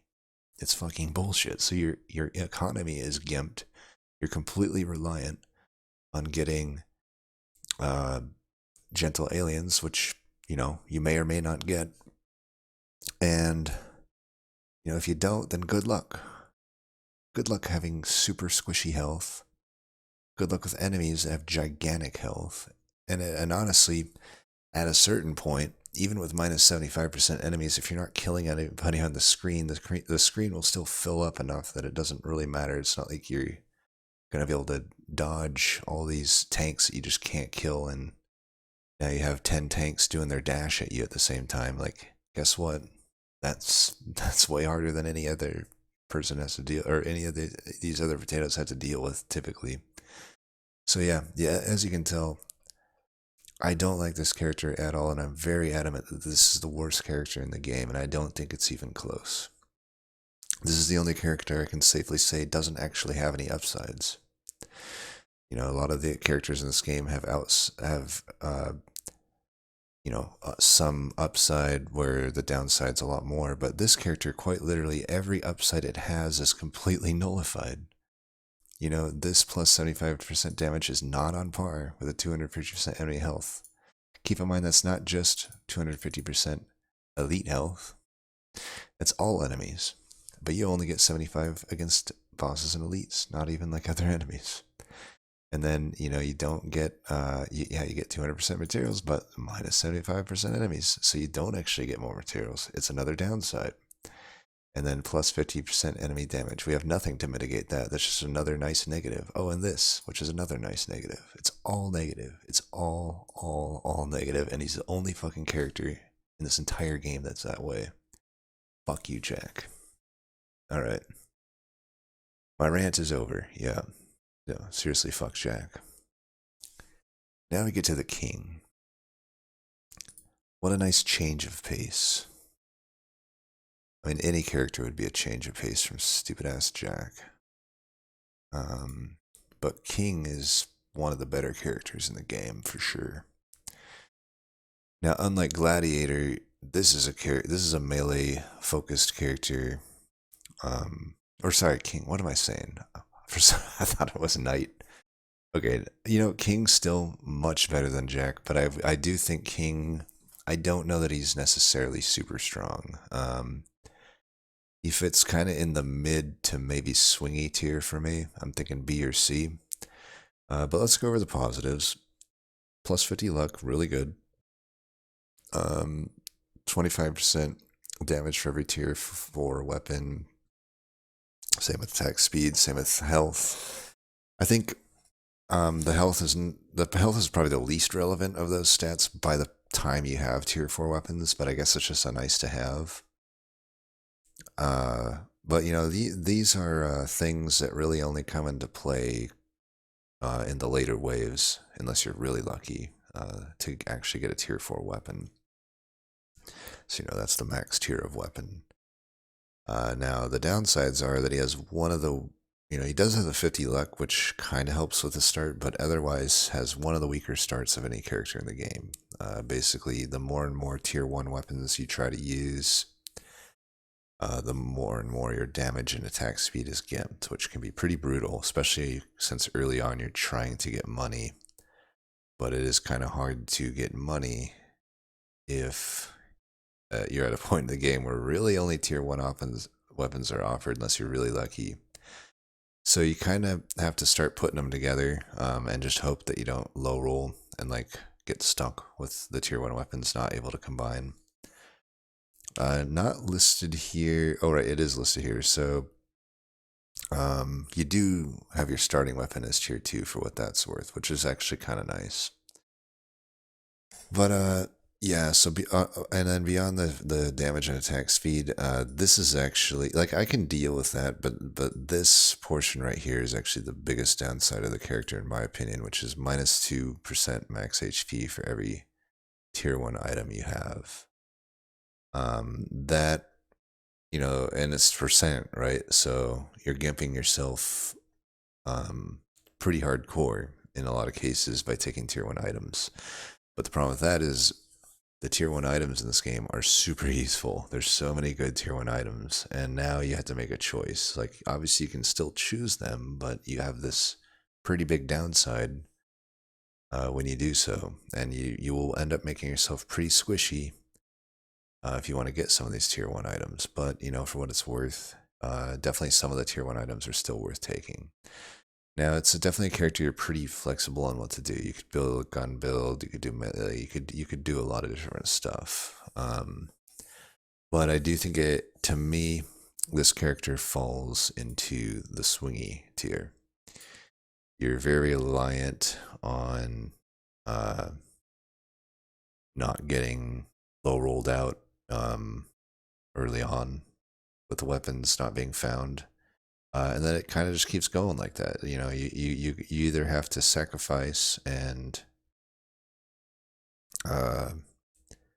take a few tier 1 weapons in hopes to combine them, or you just have to wait until the better stuff comes along. But again, that I can live with. It's really the tier 1 items that's the biggest downside. It's damn, there's so many good tier 1 items early on, especially, that you'd want to normally have on any character, and you just really are locked out of that on King. And honestly, I almost even want to put him toward the weak feeling tier, but he certainly feels quite strong if you can just make it to the end game. And I wouldn't be surprised if I played the character more, it could rise in my ranks, because I think it is not necessarily always going to be a straightforward character to figure out. But I think you can definitely get locked into some pretty bad early game situations, and even if you can survive those early waves, because probably you can survive them, doesn't really matter, because if you're not killing them, then you're not getting the materials required to do stuff later on. and even your nice upside on the tier 4 items might not be enough if you've kind of just been at really low econ the whole game. And now onto the character that I thought this was when I looked at the face, the Knight. Now the Knight is an incredibly solid character, and for sure in my eyes the best melee focused character in the game. So you know, if I were to pull up the graphic of Gladiator and Knight side by side, you could kind of see it, but I feel like Knight just is just kind of objectively better than Gladiator. You know, obviously you can't equip range weapons, but and you can only equip tier 2 weapons or above. I think that's a positive. I know it does make the economy weird early on in some, just the shop economy weird. But I don't know, every weapon in the shop shows up tier 2 or above. That certainly seems like a great thing to me. Makes it a lot easier to get going on your weapons. The only thing I guess it does gimp you on is you don't get your set bonuses with weapons that you would normally by having the cheaper ones found a lot more early, but I don't know. I would say overall it's still a massive positive. You get 5 armor, which is not anything gigantic, but you know, it's equivalent to 5 level 1 upgrades of a pretty good stat. It's a stat that probably doesn't mean that much early on, but certainly you're glad to have it come later when you're taking hits and stuff. And then the other thing here, though, is that the armor actually scales your melee damage. So you already have plus 10 melee damage from the start, because you start with 5 armor, and then every armor you stack after that, you continue to get 2 melee damage. I think this character would still be broken if it read 1 melee damage, but it reads 2 melee damage per 1 armor. That's a ridiculously positive trait right there. Now, we do have some downsides, right? Your attack speed modifications are reduced by 50%. Then that is a big downside, right? But I would say for melee weapons, it's not that horrible. You know, you are just clearing anything that the hitbox touches, and you could even mix it up and have some poking weapons and some slashing weapons. And I doubt that the attack speed reduction is really going to hurt you that much in that case. And you can still take attack speed modifications. They're just not going to be as good as they normally are. And then harvesting is reduced by 80. I mean, that might as well read as 100. I don't know why you would ever take harvesting if it's going to be reduced by 80. And again, like we said on some of these other characters, it's like, it would only be bad if like you also couldn't have like luck, because then luck already is a way to help you get extra stuff, right? It gets you extra money, extra everything. So you'd have to have a character that has both luck and harvesting gimped for that to be a massive downside. So really this character is mainly just upside. I think for me, it is S tier. I could maybe, it's like bottom of S though. I don't know that it, definitely these 4 that I'm looking at here, I think are better. But I don't know. Cryptid, I just don't have enough experience with, I think yet. I beat it like the first try I played it. So maybe Cryptid's S as well. Maybe it's B, I don't know. But for the record, I do think Knight is just so positive that it has to be in the S tier. But maybe just a little lower than these other like super broken characters. Ooh, and then Lich. This was an interesting character because like I'd always hear, you know, I tried to follow like the forums and whatnot, or the Reddit threads, and I didn't really hear much chatter about Lich. So I didn't really know what to expect with this character. And I caught this one on recording, one of the upcoming recordings, and I gotta say, it felt very powerful to me. This felt like one of the most powerful characters in the game. So you know, it has 10 HP regen and 10% lifesteal, so it's already coming in with very decent amount of sustain. But on top of that, 100% chance to deal 10 damage which scales 1-to-1 with your health to a random enemy when you heal. Now that is actually so good, especially early on. Now, granted, remember to heal, you do need to take some hits. So, you need to just, it's not all that different from somebody like the Masochist character or Bull, where you just want to get in there and take a few hits. So that's, but that, once you do that, you're going to be just clearing the map. It's pretty nice. Especially if you're running, say, some sort of a gun. You could even run I think I was running Medigun if I remember correctly. Here's your starting weapons. I think of these, definitely Medigun makes the most sense. And yeah, I mean, you're gonna have 10% lifesteal on top of the giant lifesteal that Medigun already has. Oh right, there's other stuff here too, but Scissors might be the other one you would run. Maybe I ran Scissors, I can't remember, but I'm pretty sure I ran Medigun. We'll say I ran either Scissors or Medigun. When the video comes out, that'll confirm it or not. But I think you can run either of those, and you're going to be very happy for it. And you'll heal back to full very fast. So really, at a certain point, all you're really needing to do is stack HP. And you don't even have to dodge anything. And these are the type of characters that that are just absolutely S tier in my eyes. And even...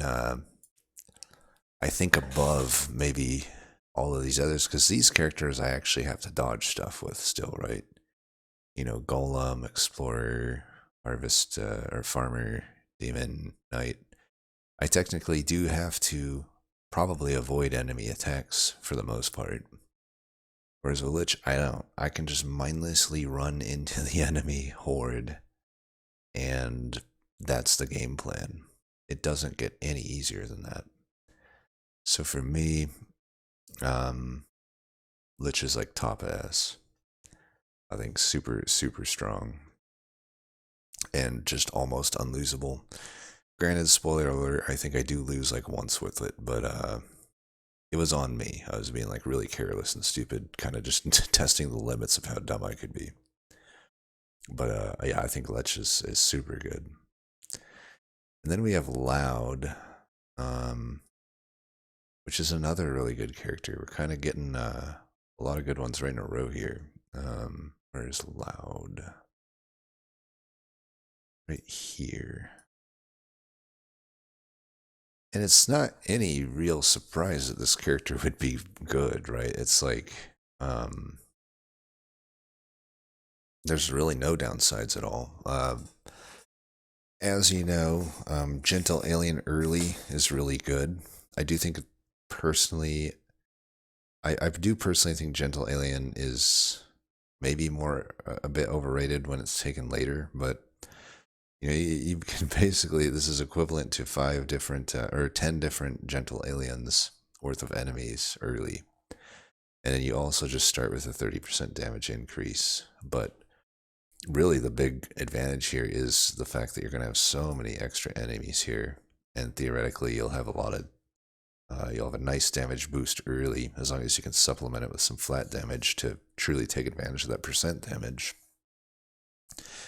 And probably take a weapon, or you could just take a weapon that has high base damage and just gets a nice bonus from the percent damage.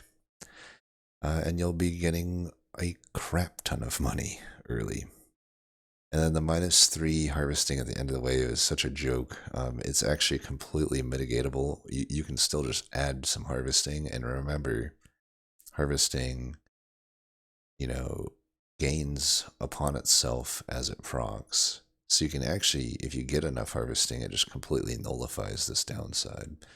But even if you didn't, you don't have to add any harvesting at all. You can just let it keep going into the negative if you want, and it will never outpace the massive amount of materials you're getting from the extra 50% of enemies. You're getting more money with Loud than maybe any other character typically, outside of a few scenarios. And you have a wide array of starting weapons. You could use really anything. probably focus on something that's good with AoE though, right? Maybe a shotgun or something, but or a slingshot. Who knows? Sky's the limit with Loud. Definitely a really good character. I tend to put it toward S. I don't see why it wouldn't be. It's like a character that's just similar to Knight, just all upside, but maybe similar, maybe in the same note though. I still don't know if it's as good as something like Lich. Maybe I feel like Demon is still better in my eyes. It's probably better than Knight though. I think I don't know. Just that the economy is just so crazy. But again, there will be a lot of extra enemies. You could reduce them later on, like an elemental candle or a white flag. But I will say, I guess if you're really unlucky later on, if somehow with all that extra economy you didn't pick up anything that could clear waves, like I guess you could get overwhelmed later, but I find that highly unlikely. All that being said though, it's still even with a lot of good economy, it is annoying to have all those extra enemies late game, and it can make elite fights tricky sometimes. It really just depends on the situation and the elite. So I do think maybe I still don't rank it higher than some of these other S tier characters. And then we have Lucky, which is a really, really weird one. I think to me, this one fits into the swingy territory. It's a weird character. You get 100 luck to start with, which is really good, right? You're getting a lot of extra materials, you're getting better upgrades, a lot of consumables. And then on top of that, your luck modifications are increased by 25%. So you can keep stacking it up and get it quite high. And you also start with kind of a hyper-powered version of the material pickup damage item. I forget what it's called. Sad something. But, you know, that it scales 15% off your luck. So you're already doing 15 damage to start with, which is going to clear any of those early enemies. But if you do plan on stacking luck, you can get that doing a lot of damage. Plus, you can supplement it with the other similar items, right? You know, you can just take like the stuff that does luck-based damage when things die or when you pick up more materials. And you'll be picking up a lot of materials, but the downsides are definitely felt here. Minus 60% attack speed is a very large nerf tier attack speed. Not something you can't overcome, because thankfully at least the upgrades aren't nerfed as well. So you could work your way back to an acceptable attack speed if that's something that you wanted to do. But you have to ask yourself, is it worth it? You know, is that worth it? Because that's a lot of investment to do that. It's just a weird character, I feel. It's like you can't necessarily bank on finding the right luck-based items to actually have luck be your damage source. You do have your starting ability, but that can't be enough on its own, I don't think. The 75% chance to deal one. So you do have to kind of find those other items to truly cash in on the amount of luck that you have. Otherwise, you are dealing with some big downsides, right? You're dealing with that attack speed nerf, and then the XP gain is pretty big. Again, though, it is something that you could overcome by finding the right items, but there are only so few items that increase your experience gain.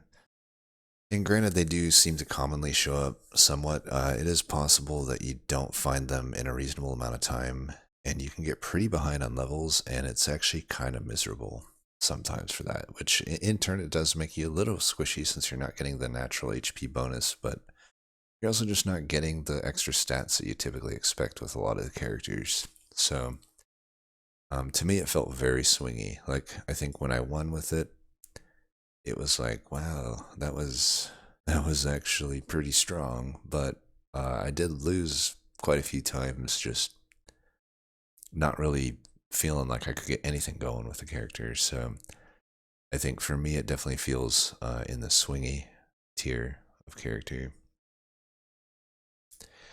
And then we have another character that is basically just all upside. Where is it? The Mage. The Mage is here, hiding.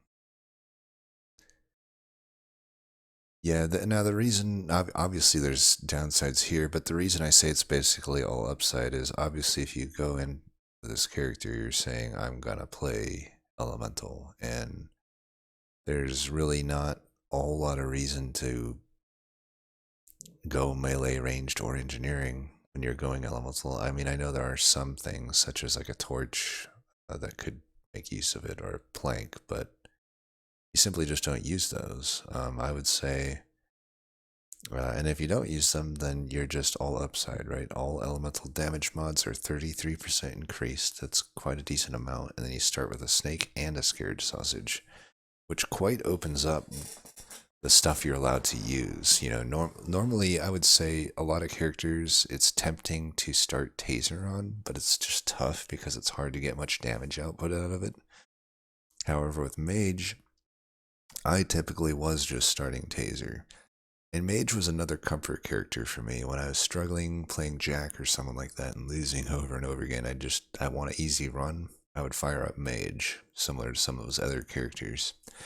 And it was always easy. And I didn't have to start Taser. I could really start anything here. I would say the two strongest in my eyes would be the Taser or the Lightning Shiv to start with. Lightning Shiv definitely clears the map quite well.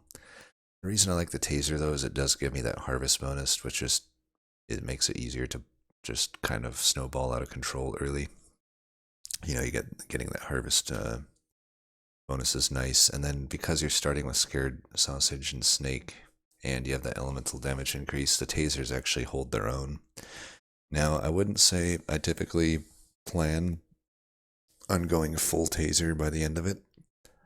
I usually pick up whatever high tier stuff is offered.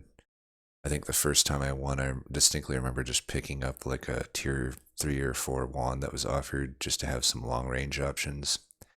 And it put in a lot of work. I think I've also, the Thunder Sword's another great one you can pick up. Or just like a high tier Lightning Shiv later is fine. I probably wouldn't take something like a Torch. But, yeah, very strong character. I think it's a very fun character to play as well. I think it's one of the most fun characters to play in the game. I'll be honest though, I don't know that it deserves S, but I'm gonna put it there just because it is so fun to play. But I think maybe it actually realistically is like top A. But I'm gonna leave it in the S for now. You're not gonna find anybody better at an elemental build, obviously. So he does excel at that quite a lot. And then we have Masochist. This is another character kind of like Bull and Lich, where you just run into the fray, you don't dodge anything, you don't evade anything, and you just sort of let the game win. Let the game play itself and win. Yeah, Masochist is super powerful. I don't know what more I can say about Masochist that I can't also say about like Bull or Lich, other than I think Masochist is probably better than both of them. Just a ridiculously powerful character. So, we'll just go over it real quick. 5% damage when you take damage until the end of the wave. That is such a fast scaling of damage. 5% is such a high amount, considering how many times you can take damage quite comfortably in the game. Just run right into the squishy units, the squishy ones, because those do the least damage. And you can even add any sort of extra weapon or item that damages you as well, just for some extra stuff there. You start with 10 max HP, which is just a nice kind of extra bit to have so that you can take that damage. But 20 HP regen, that is like so high. I'm surprised it's so high. Like they could definitely just do less and we would still have a good character, but at least it's so high that I don't even have to, again, I don't really have to do anything. I can just sit in the enemy wave, maybe walk in and out every now and then, but for the most part, I really don't have to actually think about anything. Which is, yeah, it's just a really easy character to play. And then you start with 8 armor. I would say you don't really want dodge until maybe the close to the end. It's okay to add some, but for the most part, you just mitigate the damage with armor, stack some HP, that you have some buffer room. You could even add in some lifesteal depending on the weapons that you're using. And you can use any weapon. Any weapon works. I went with scissors, I believe, because I wanted to be up close and personal, right? But also the scissors just, they add even more regen and a ton of more lifesteal. They have a lot of natural lifesteal, so. And then if I can pick up something like a circular blade later on, or any other, I think I even picked up a scythe at one point. Granted, I've done several runs with Masochist, and all of them are wins. I don't know if I've actually lost with Masochist. He is kind of just that good. So for me, it's an easy S tier placement, and I think I place it above everybody so far, even Lich, because I technically lost with Lich. I don't even know if Masochist would allow me to lose, because again, you get so much, like, yeah, you start with minus 100% damage, but literally like 5 seconds into the wave, if you just run right into the first grouping of enemies, you'll already be close to positive, if not already positive, on your damage. And then it just keeps going from there. It's like you just get to like 2 to 3 to sometimes like 500% extra damage. And yeah, you're getting like Fisherman level damage increases on some waves. Incredibly powerful character. And this character is, that's the Multitasker, right? And yeah, I think you'll probably have seen the video for this by the time the tier list comes out. But if not, I will say that I tried to make you get probably the highest, one of the biggest array of starting weapon selections here, but I guess my one criticism of the character, perhaps, and maybe I'm wrong on this, but my one criticism would be that none of them really even come close to stick in terms of what they do. Because, you read this, what it does here, you start with 20% damage increase. However, and you can equip up to 12 weapons at a time, so double the amount of normal weapons. However, you lose 5% damage for every weapon you have. So even the 20 here, might as well just read 15, because obviously you're going to have one weapon equipped at all times. But, by the time you get to 4 weapons, which is under the default of 6, you're already neutral, and even if you go to 5, now you're at a disadvantage. So, and there's also, on top of that, unless you're mixing and matching, you're not getting some extra bonus. You get kind of the bonuses for each thing. Like if you have so many primitive items, you get a certain amount of HP, but it doesn't go above 6. None of those bonuses do. So there's actually not a gigantic advantage to going 12 weapons a lot of the time, I feel. And there's not enough shop.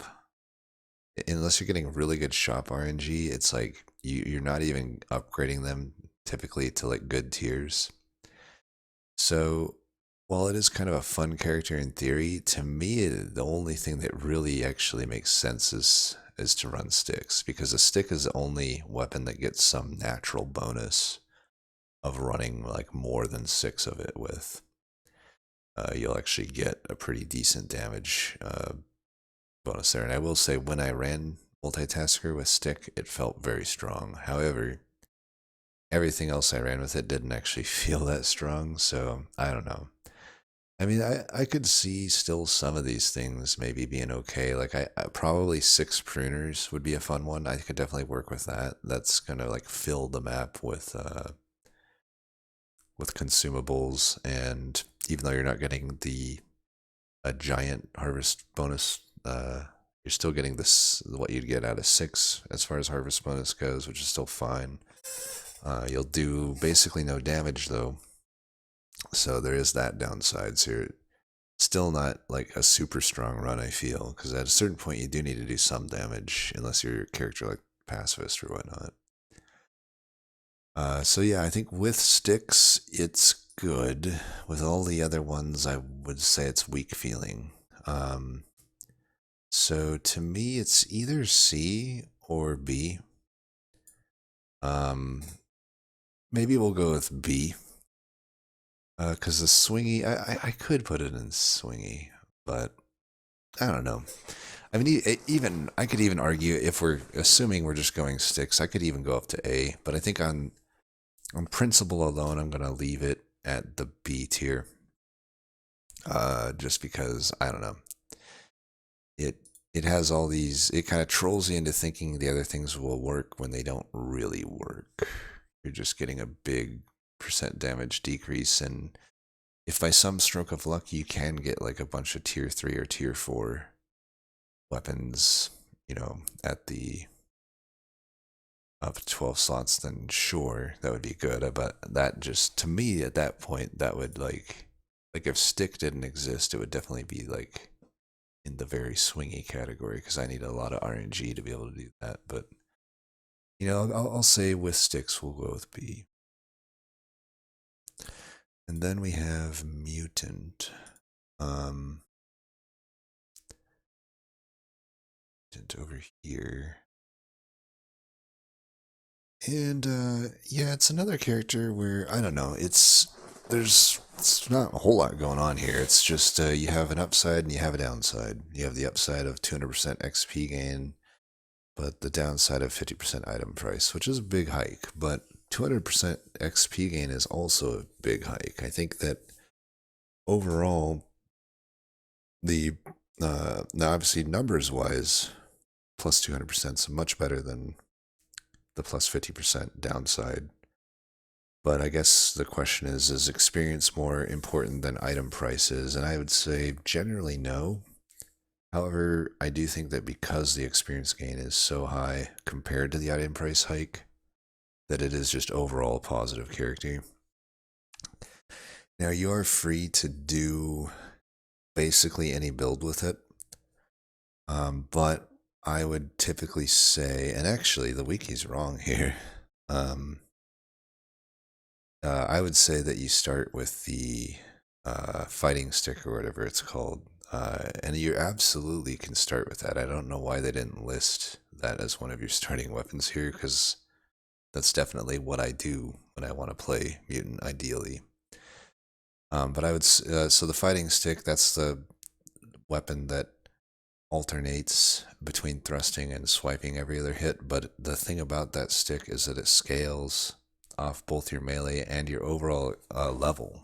So since you're gonna be way ahead on levels with Mutant, you just get a really nice natural bonus to the damage of that weapon, and it certainly does a lot of damage. I think I would put him in maybe the reasonable tier, probably above all of those, and maybe even like low A. But I don't know. I like the flexibility of it, because I don't have to do the fighting sticks if I don't want to. But if I do actually want to cash in on the power, it feels like fighting stick is the way to go. So that is another chunk done. I'm getting a little fatigued, so I'll take another break here, and we'll try to power through the final ones in a minute here. So we've already figured out what the worst character is, but as you look through these, do you think any others are gonna make it into the miserable tier? Think any more are gonna make it into my broken tier? Seems like I have quite a lot in my broken tier. And yeah, where do you think people will fall? Only time will tell. Okay, and now onto the old men. Been a little bit since I played this character, or just old, I guess. Right, I remember this character. So I remember thinking that engineering would make sense, but then just good old guns ended up being the best on this character. It is interesting because, I did say increasing the map size is quite the advantage for Explorer, but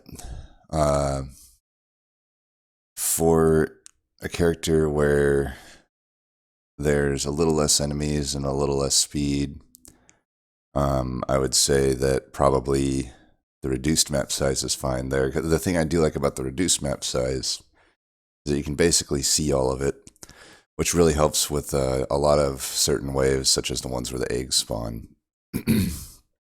Now, I will say, I don't know that the character is like super positive. It's a fun character, I guess, in that it's just kind of like almost like a vanilla character that, just everything's slowed down a little bit. So I think that I think it's a fine character, but I don't think it's that good. The enemies do get quite a big speed reduction in minus 25%. That's certainly more positive than your own minus 10%.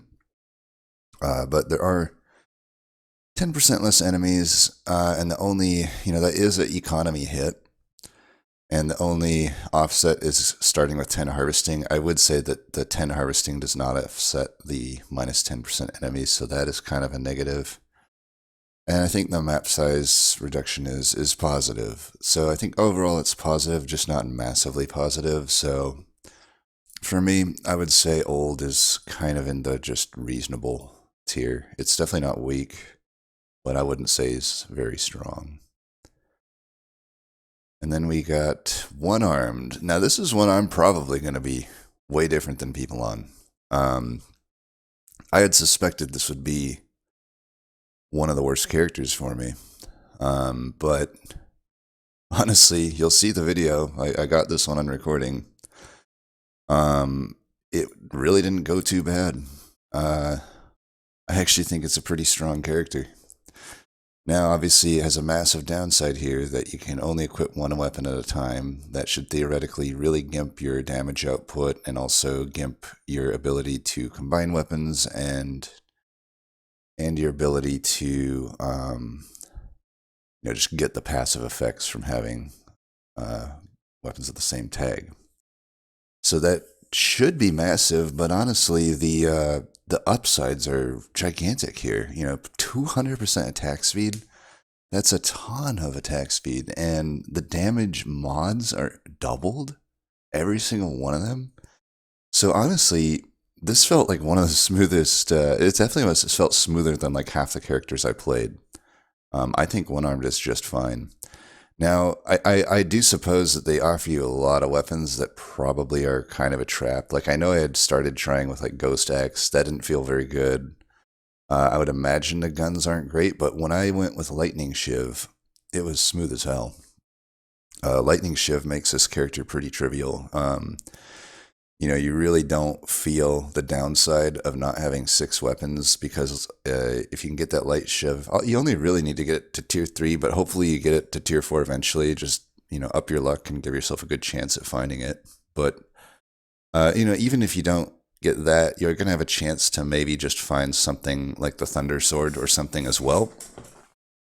So you can always transition into something better if it comes along, but Lightning Shiv is just fine. I think I can't remember if I did transition out of Lightning Shiv to Thunder Sword or not, but either way, I'm pretty sure I just stuck with Lightning Shiv and it was A-okay. You can even add a little bit of range just to give yourself a little buffer, because the melee damage, you're going to build full elemental in that case, in my opinion.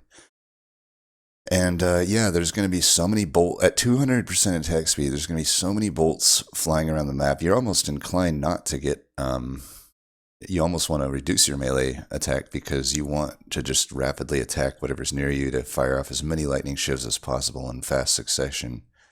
But it clears the map so easy, and I think I was even killing elites with it, which, if you know me, that's rare for me. So if a character can kill an elite from me, then objectively it is powerful. So I would say one arm felt like A tier to me. Um, I think it took me less tries than Hunter, so I'll put it above Hunter. I don't think it's like top at A tier. And honestly, maybe B tier. I don't know. But I think it's definitely one of the stronger characters in the game. I would rather play it than pretty much everything I see here in B tier, honestly. And obviously everything below that as well. So I think that it is fine. Um, yeah, I think A tier makes sense. Then we have Pacifist. Very similar to the Explorer, I would say, just maybe kind of worse. But just being worse than one of the best characters in the game still makes you doesn't mean that you're bad. I would say Pacifist is still a very strong character technically. I would just say though that fun wise, it's probably one of the most boring characters to me to play because it really, comparing it to like the Explorer, there's just not a lot going on. You have minus this 100% damage, so you're not going to kill anything. And you don't have engineering either, so you can't go that route. So you really are only running around. Now you do get more materials and experience for every living enemy at the end of each wave, so you're inclined to take things such as a gentle alien or the vampire bat or whatever it's called, or the mouse. Yeah, sorry, not vampire bat, the mouse. But you're not guaranteed to find those, similar to Jack. So it's like there is a certain element of RNG there that can gimp your economy. You do get a lumberjack shirt, so you are at least able to use that to gain some economy, killing trees and whatnot.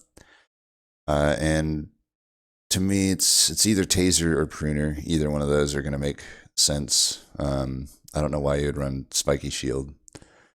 But it's a strong character. I mean, realistically, I think that you should be able to win every run that you do with this character, even if you don't, high roll the whatever, because basically all you need to do is build some survivability, build some speed, get some harvesting,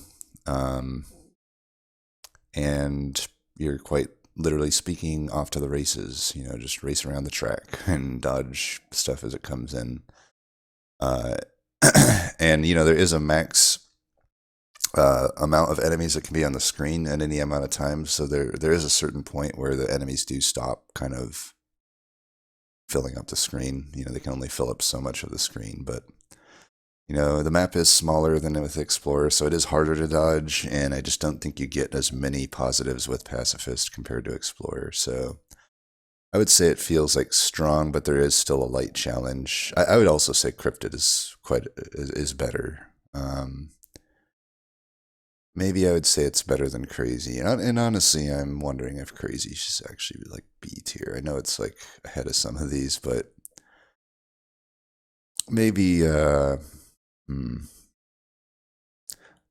think I will put Crazy to B tier the more and more I think about it. So I'm redoing Crazy, but we'll leave them. I still feel like they're A tier. I think Crazy slipped through the cracks.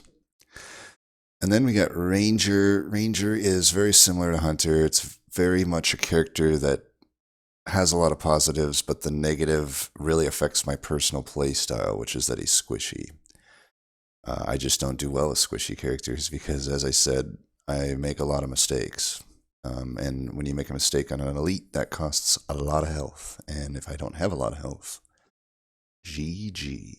But all that being said, I think I cleared Ranger toward the beginning of my D5 journey, so I bet if I played him again, it wouldn't feel too bad, like compared to a lot of the characters I've had to clear with. So I'll start with the positives. 50 range, it's decent. It's not really a giant amount of range.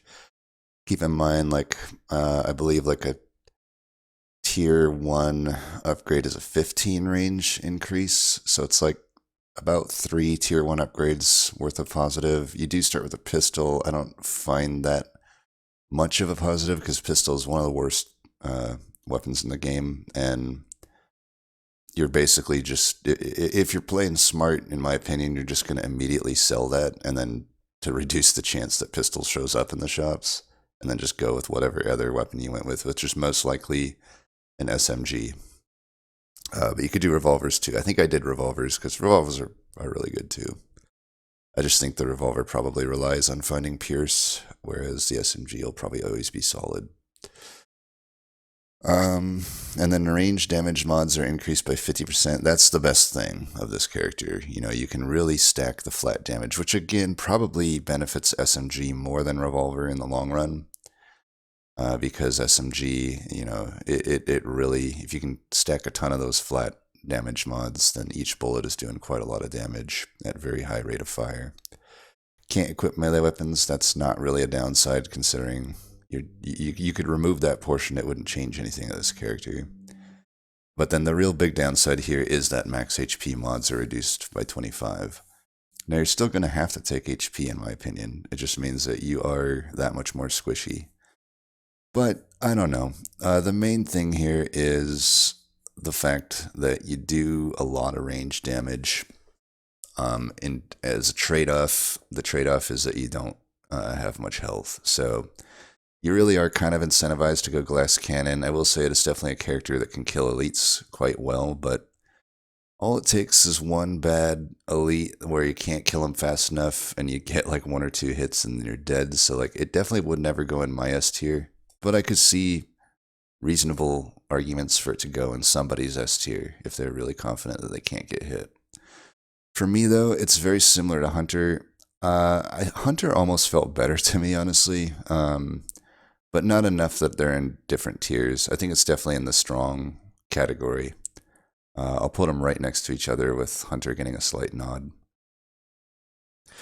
then we have the Renegade. Renegade was a fun one. I think this is a pretty good character. Granted, it's another one of those characters I won pretty quickly with, so I don't have a whole lot of experience with it. I don't think I caught a video of this, so I might record one. That's a character I've been meaning to retry. But yeah, so it's a very unique character. You get +2 projectiles. That's, depending on the weapon you use, quite good. They pierce through 1 additional target. Again, quite good on pretty much any gun or any range weapon. And then 10% damage for every different tier 1 item you have. So that one's interesting. I can't remember. Well, the melee weapons doesn't really matter. Similar to ranger. Like obviously you're going to go ranged. Yeah, because you have minus 400% damage, which is quite a lot of damage reduction. And then your percent damage mods are reduced by 80%, which is just a percent. I believe it doesn't affect your flat damage, from what I recall. So you're still able to up flat damage, but yeah, that minus 400% damage is quite interesting. It's weird to conceptualize, like, what am I trying to say? Just how much it takes to get that to a point where you can actually do damage in the mid to late game. But keep in mind, the 10% damage is for the tier 1 item, so you can stack as many of those as reasonable. And as I said, you know, when I talked about the downsides of the king, the Renegade's kind of the opposite, right? Like I am allowed to, or I'm incentivized to take as many tier 1 items as possible. And in my opinion, most tier 1 items are very good. So to me, this is a very good character because I'm just doing what I would want to normally do anyway, which is buy a bunch of tier 1 items, and I get rewarded for it. Now, the accuracy, this is interesting, very unique to this character. That doesn't mean that your shots randomly miss. That just means that the actual aiming of them goes a little haywire. So if you got an enemy in front of you, you might shoot at it, or you might shoot to the left or the right of it. So that's what accuracy means. So it's actually not as bad as it sounds. If it actually meant 50% of your shots just don't hit them, or if it don't register damage, then that would suck. But The shots kind of going haywire is fine. There's going to be enough enemies on the maps that your bullets are still going to hit a target most likely. So yeah, you basically, to reiterate, the way you stack damage is that you buy crap loads of tier 1 items. You have a ton of bullets all over the map. They're piercing a ton of crap. Nothing really survives past a certain point as long as you just stack tier 1 items. So I think it's a really consistent character. I don't really know. Maybe you have some weird run where you just aren't like maybe you built luck and then all of a sudden you're just never getting tier 1 items. I've never really seen that, but maybe there's some theoretical run like that. I would say though 99% of the time you're going to have a pretty good time with the Renegade as long as you're, stacking the tier 1 items. And then you can get in these you can really go any weapon here. I think I went with shotguns and maybe revolvers. I can't remember exactly. I think you could do anything though. Anything reasonable. I think between shotguns, revolvers, shredders, even SMGs, maybe even the laser gun. But really, shotguns, SMGs, revolvers. I think are going to be probably the three. Maybe shredder as well. You could also do crossbow. I don't know. I'll play around with this character. I'd like to do a recording on him, but I tell you though, it was very strong when I did it. I do think it probably deserves S tier. But with the caveat that, I haven't played it that much. Maybe the runs can be harder if like all the tier 1 items that you're forced to buy suck or something. But it'd be hard for me not to give it an S with how easy it was for me. Oh, now we got Savor. Savor is bad, in my humble opinion. Felt okay on lower danger levels. It was one of the characters I first won with randomly. I don't know why I chose Savor, but once we got to D5, shit changed.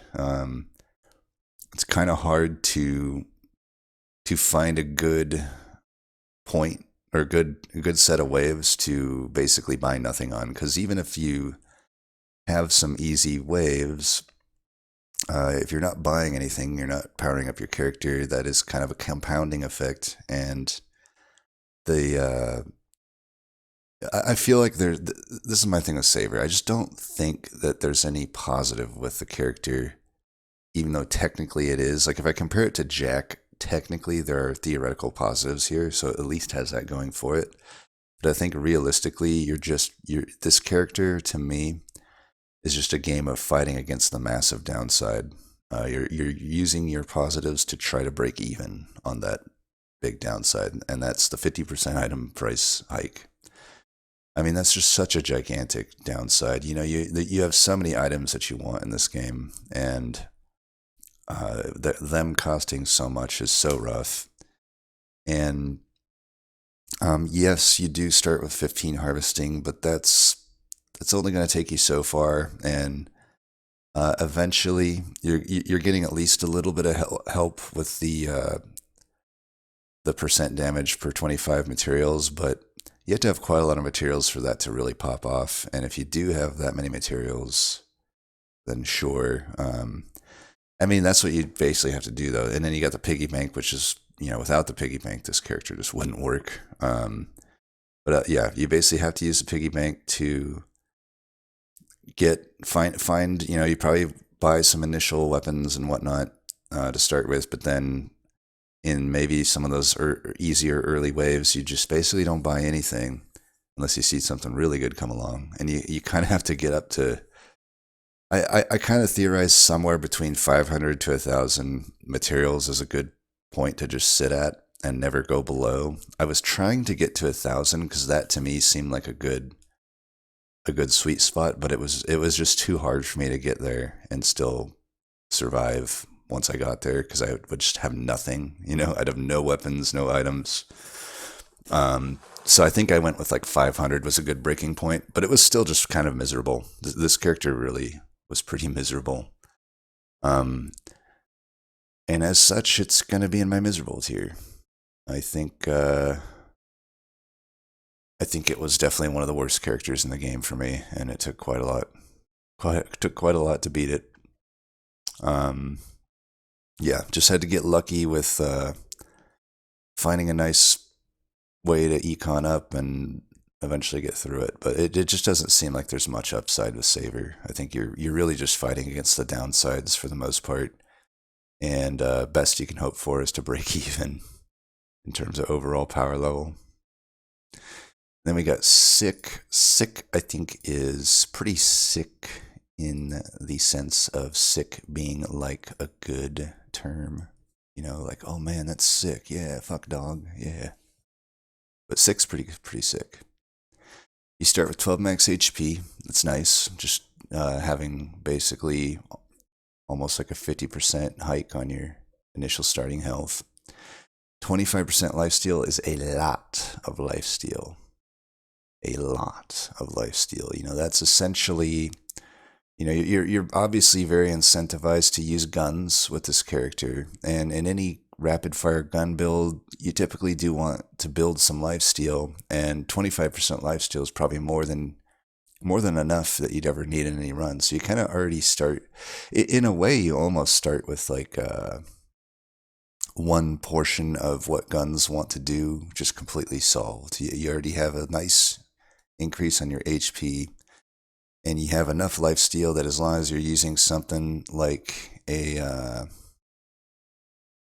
SMG, for example, I guess you could use Medigun, but I would just say just use SMG or even Slingshot. You can use Slingshot or SMG, I think, is a really good start.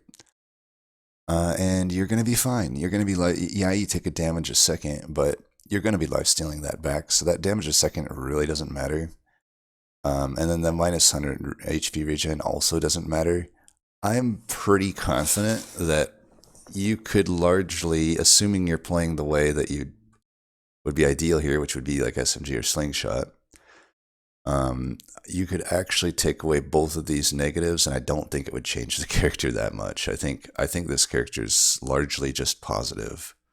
Now, I wouldn't say it's like gigantically, massively positive in the way that an S tier character is. Like, yeah, it's nice to have that health, and it's really nice to have that lifesteal, but beyond that, you're not getting any compounding effect. Like, you don't have some of these, you know, take one armed, for example, you get all of those damage, percent damage, or just damage in general upgrades are all doubled and whatnot, but you know, you're not getting anything like that with 6. So you just kind of, you start out with a nice bonus and you build around it. So I think it's a pretty good character. Not S, but I think it's probably A tier. I would definitely put it above Ranger and Hunter for me, because it's a similar game plan to them, but just gives me a lot more leeway.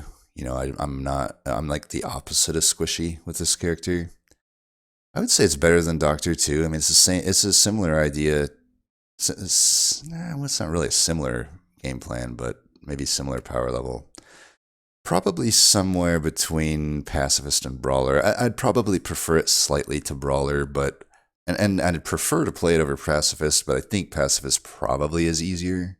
I don't know though. It might. Maybe I'll pop it between Bull and Pacifist. I mean, we're just splitting hairs at this point. The main thing here is that it is a really good character. I just don't think it's as good as the S tier characters. And then we have Soldier. Soldier is a weird one for me to evaluate. I already think I'm just going to put it in the swingy tier because, I don't know. I would say that this character is either incredibly easy or impossible. That was my experience with Soldier. You know, you do kind of learn that you can still kind of move and shoot.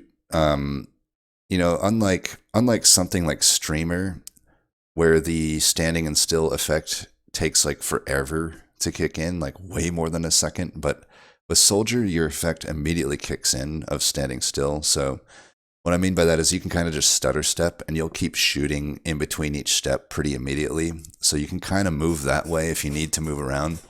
It will still affect your DPS, but It's not like you're just locked into like only standing still, right?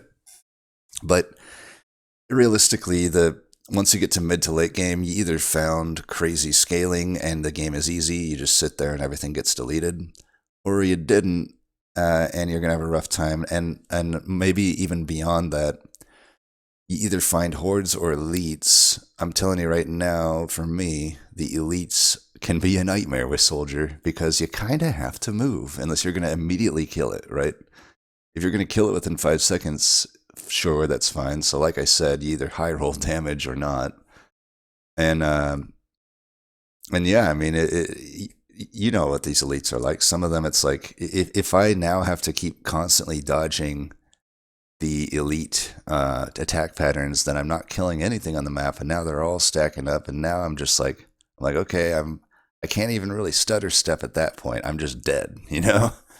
So I definitely don't think it's a consistently good character in my opinion. But, you know, obviously you can see here just has a ton of offensive stuff here. You know, you have plus 50% damage. I mean, it might as well not read when standing still, because obviously you can only attack while not moving. So it might as well just read 50% damage and 50% attack speed. But that's really good, right? That's a lot of extra damage. That's a lot of extra attack speed. You do get 10% speed, which is okay. I mean, that just, when you're actually moving, is all right. The pickup range is kind of nice. I mean, you want to pick up the materials you earn on a run, but it's going to be kind of hard to if the only way to do that is to move around when you're not attacking. And then you get some knockback. But realistically, I don't know. I think the main thing here is the 50% damage and the 50% attack speed. Those are the upsides. And they're quite nice upsides, but the downside of not being able to attack when I'm not moving is particularly brutal on elites. Really, every other fight in the game, and the bosses, you know, the final bosses also, it's pretty brutal on. If you're not going to immediately melt them, you are going to have a tough time. At least the final boss, for whatever reason, has like no enemies, so you're at least not going to get overwhelmed the same way you would with elites. But I don't know. I just think it's an incredibly swingy character, so it's absolutely going in the swingy tier. Maybe I slightly enjoyed it more than Luck, but maybe less than King. Took a few tries to win with that. Ooh, and then we got a character. I love this character, Speedy. Speedy. I'm definitely going to make sure to get a recording in on this character, because I didn't get one in yet, but I'm gonna do it just to show off, because I saw some discussion around this character. And it kind of made me scratch my head, because I was like, where is it? Speedy, where are you at? Anybody see him? Find the Speedy. Find the Speedy. Where is he on this? Hello? Is he like accidentally not on here or something? Oh, there he is. Hiding.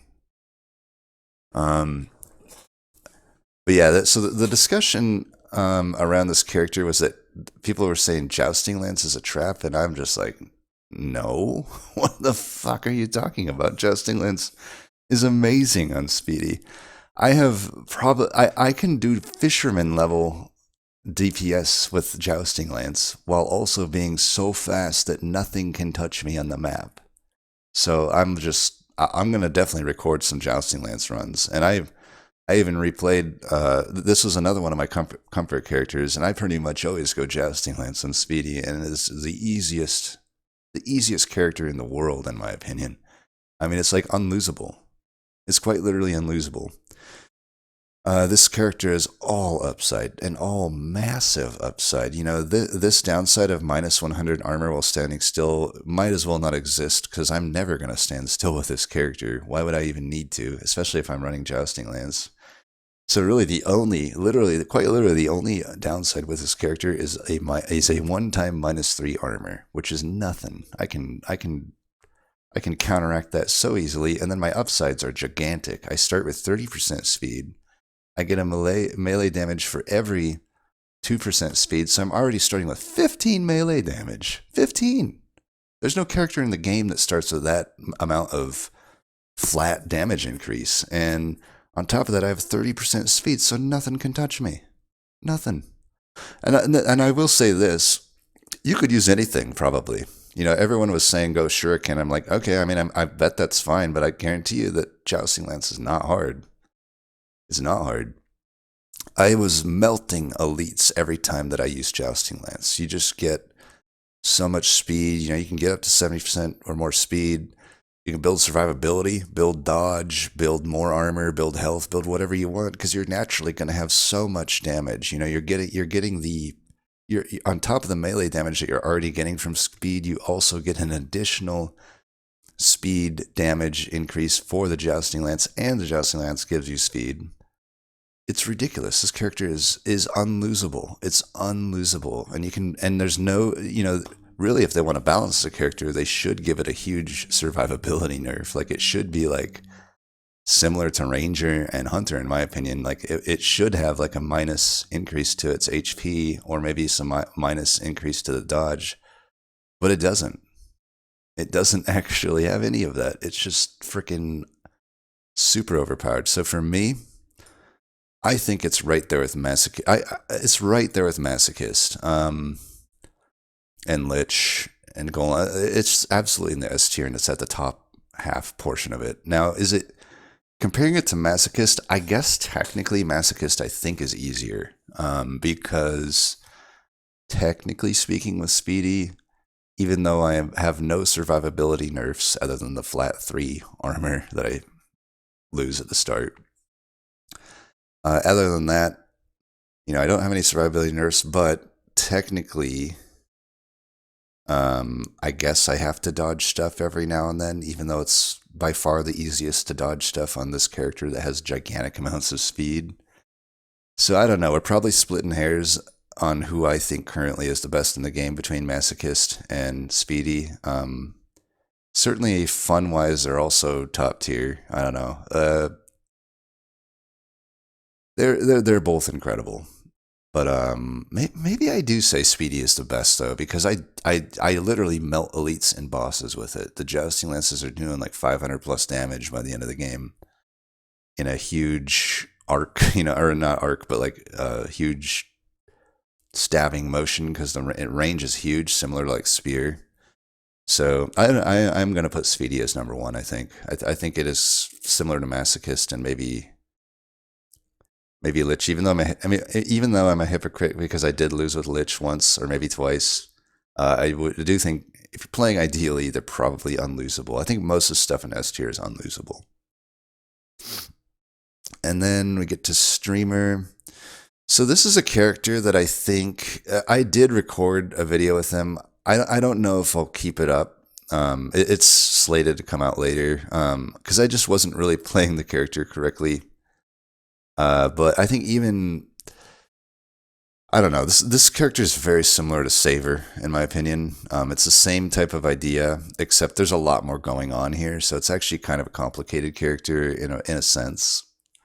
So it's also not clear to me what the best route to go is with the character. When I did win, I did use engineering, but it's possible that maybe that's not the way to go, because there are positives here that I guess aren't. I could see Pruner technically being pretty good with Streamer.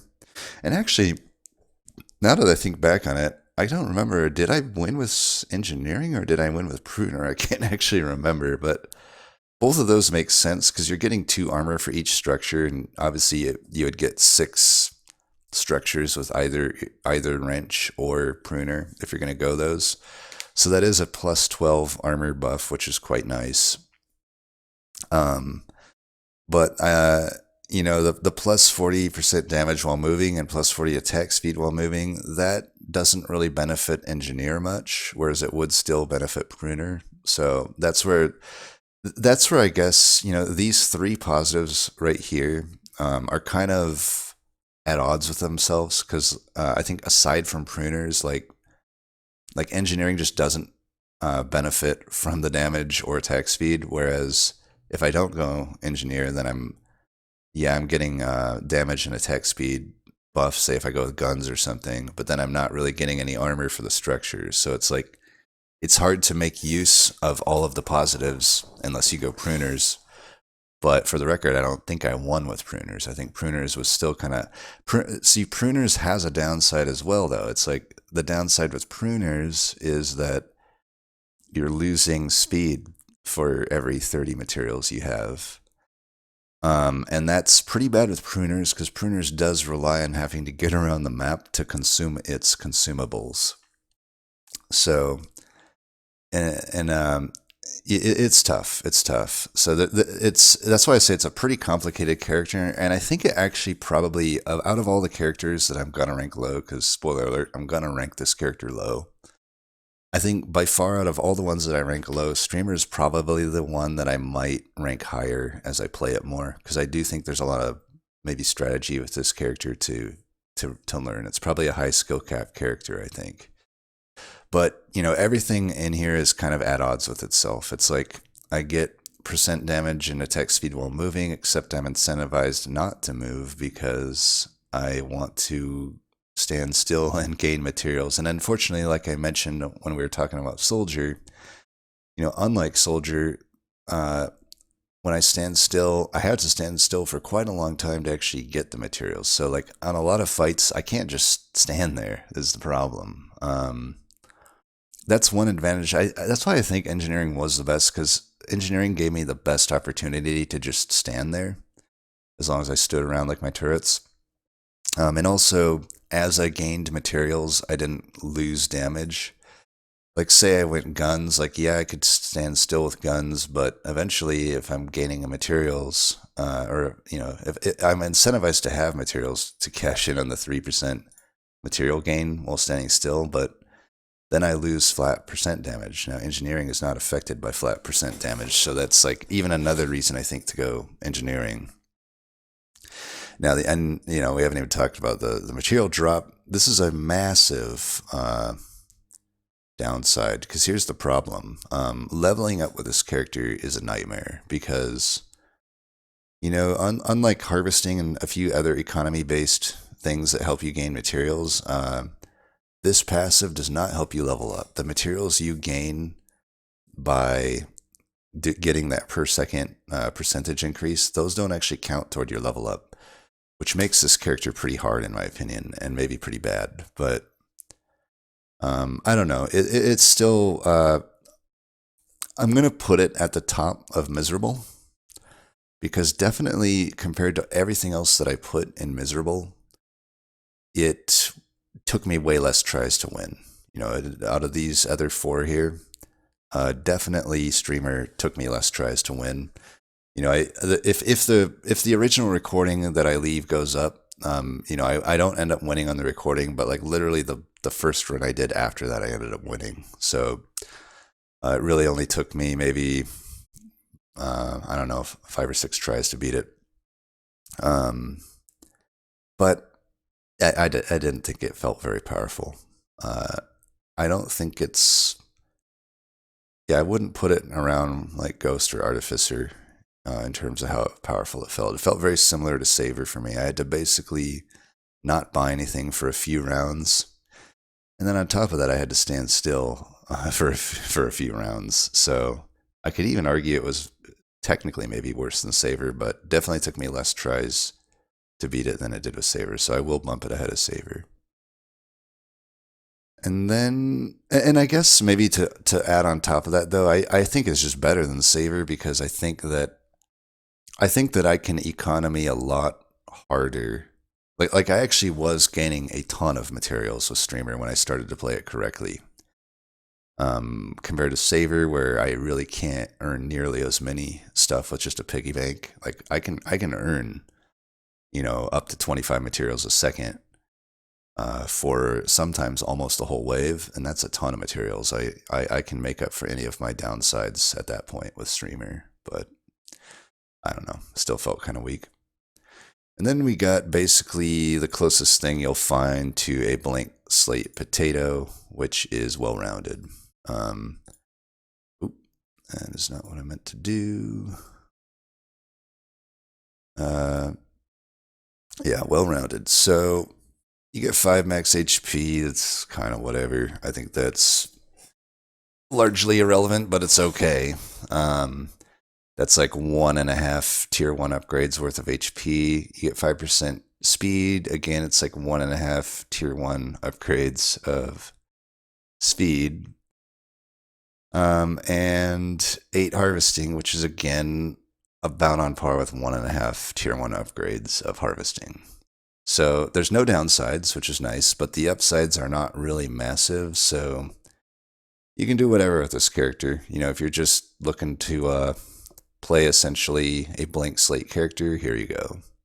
My only wish is that I wish that it had basically every option of starting weapon. I think that could make it a little more interesting. It's kind of lame to me that it has such a low, such a small selection of starting weapons, because, I mean, if ever there was a character to just allow you to start with whatever and play around with whatever, this should be the character. So I actually don't like the design of the character based on that portion of it. Otherwise, it's fine. I mean, it is what it is. It's a simple character that you can start the game out with. But I don't think it's particularly powerful. I think it's in the reasonable tier. It's all upside, but the upsides are not gigantic. Maybe I'll say it's slightly better than old, but I wouldn't say it's better than a multitasker with sticks or something. Yeah, just a pretty boring character, and I wish that you could start with more variety in your weapons. And then the final character here is Wildling. Just kind of a weird character. Definitely, to me, it fits the bill of like the downsides outweigh the upsides. I mean, there's not much to the character. It's basically you can't get a weapon above tier 2, which is a pretty big downside, but the upside is that you get 30% lifesteal with primitive weapons, and you start with a stick. I think starting with a stick is kind of weird. Personally, I think it's similar to Ranger for me, where it's like I am just going to go slingshot and immediately sell the stick so that I can have a better chance of finding slingshots. I mean, that being said, you can go with sticks. I mean, I think I beat it with sticks as well, but slingshot was definitely easier. I would recommend, if you're trying to get your win with Wildling, just go slingshot, sell your stick. Go slingshots. You can get them to tier 2. My reasoning for slingshot is that it cashes in on the lifesteal quite a lot better than sticks do. But sticks will get you the damage that you might need, and then also you could go spear. I mean, that to me is the only real ways to go with Wildling. But the massive downside of not being able to get your weapons above tier 2 is definitely felt, and there's no way that these upsides outweigh that.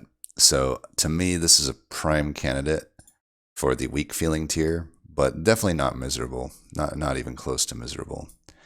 Probably a little bit worse than Ghost, but definitely better than Artificer.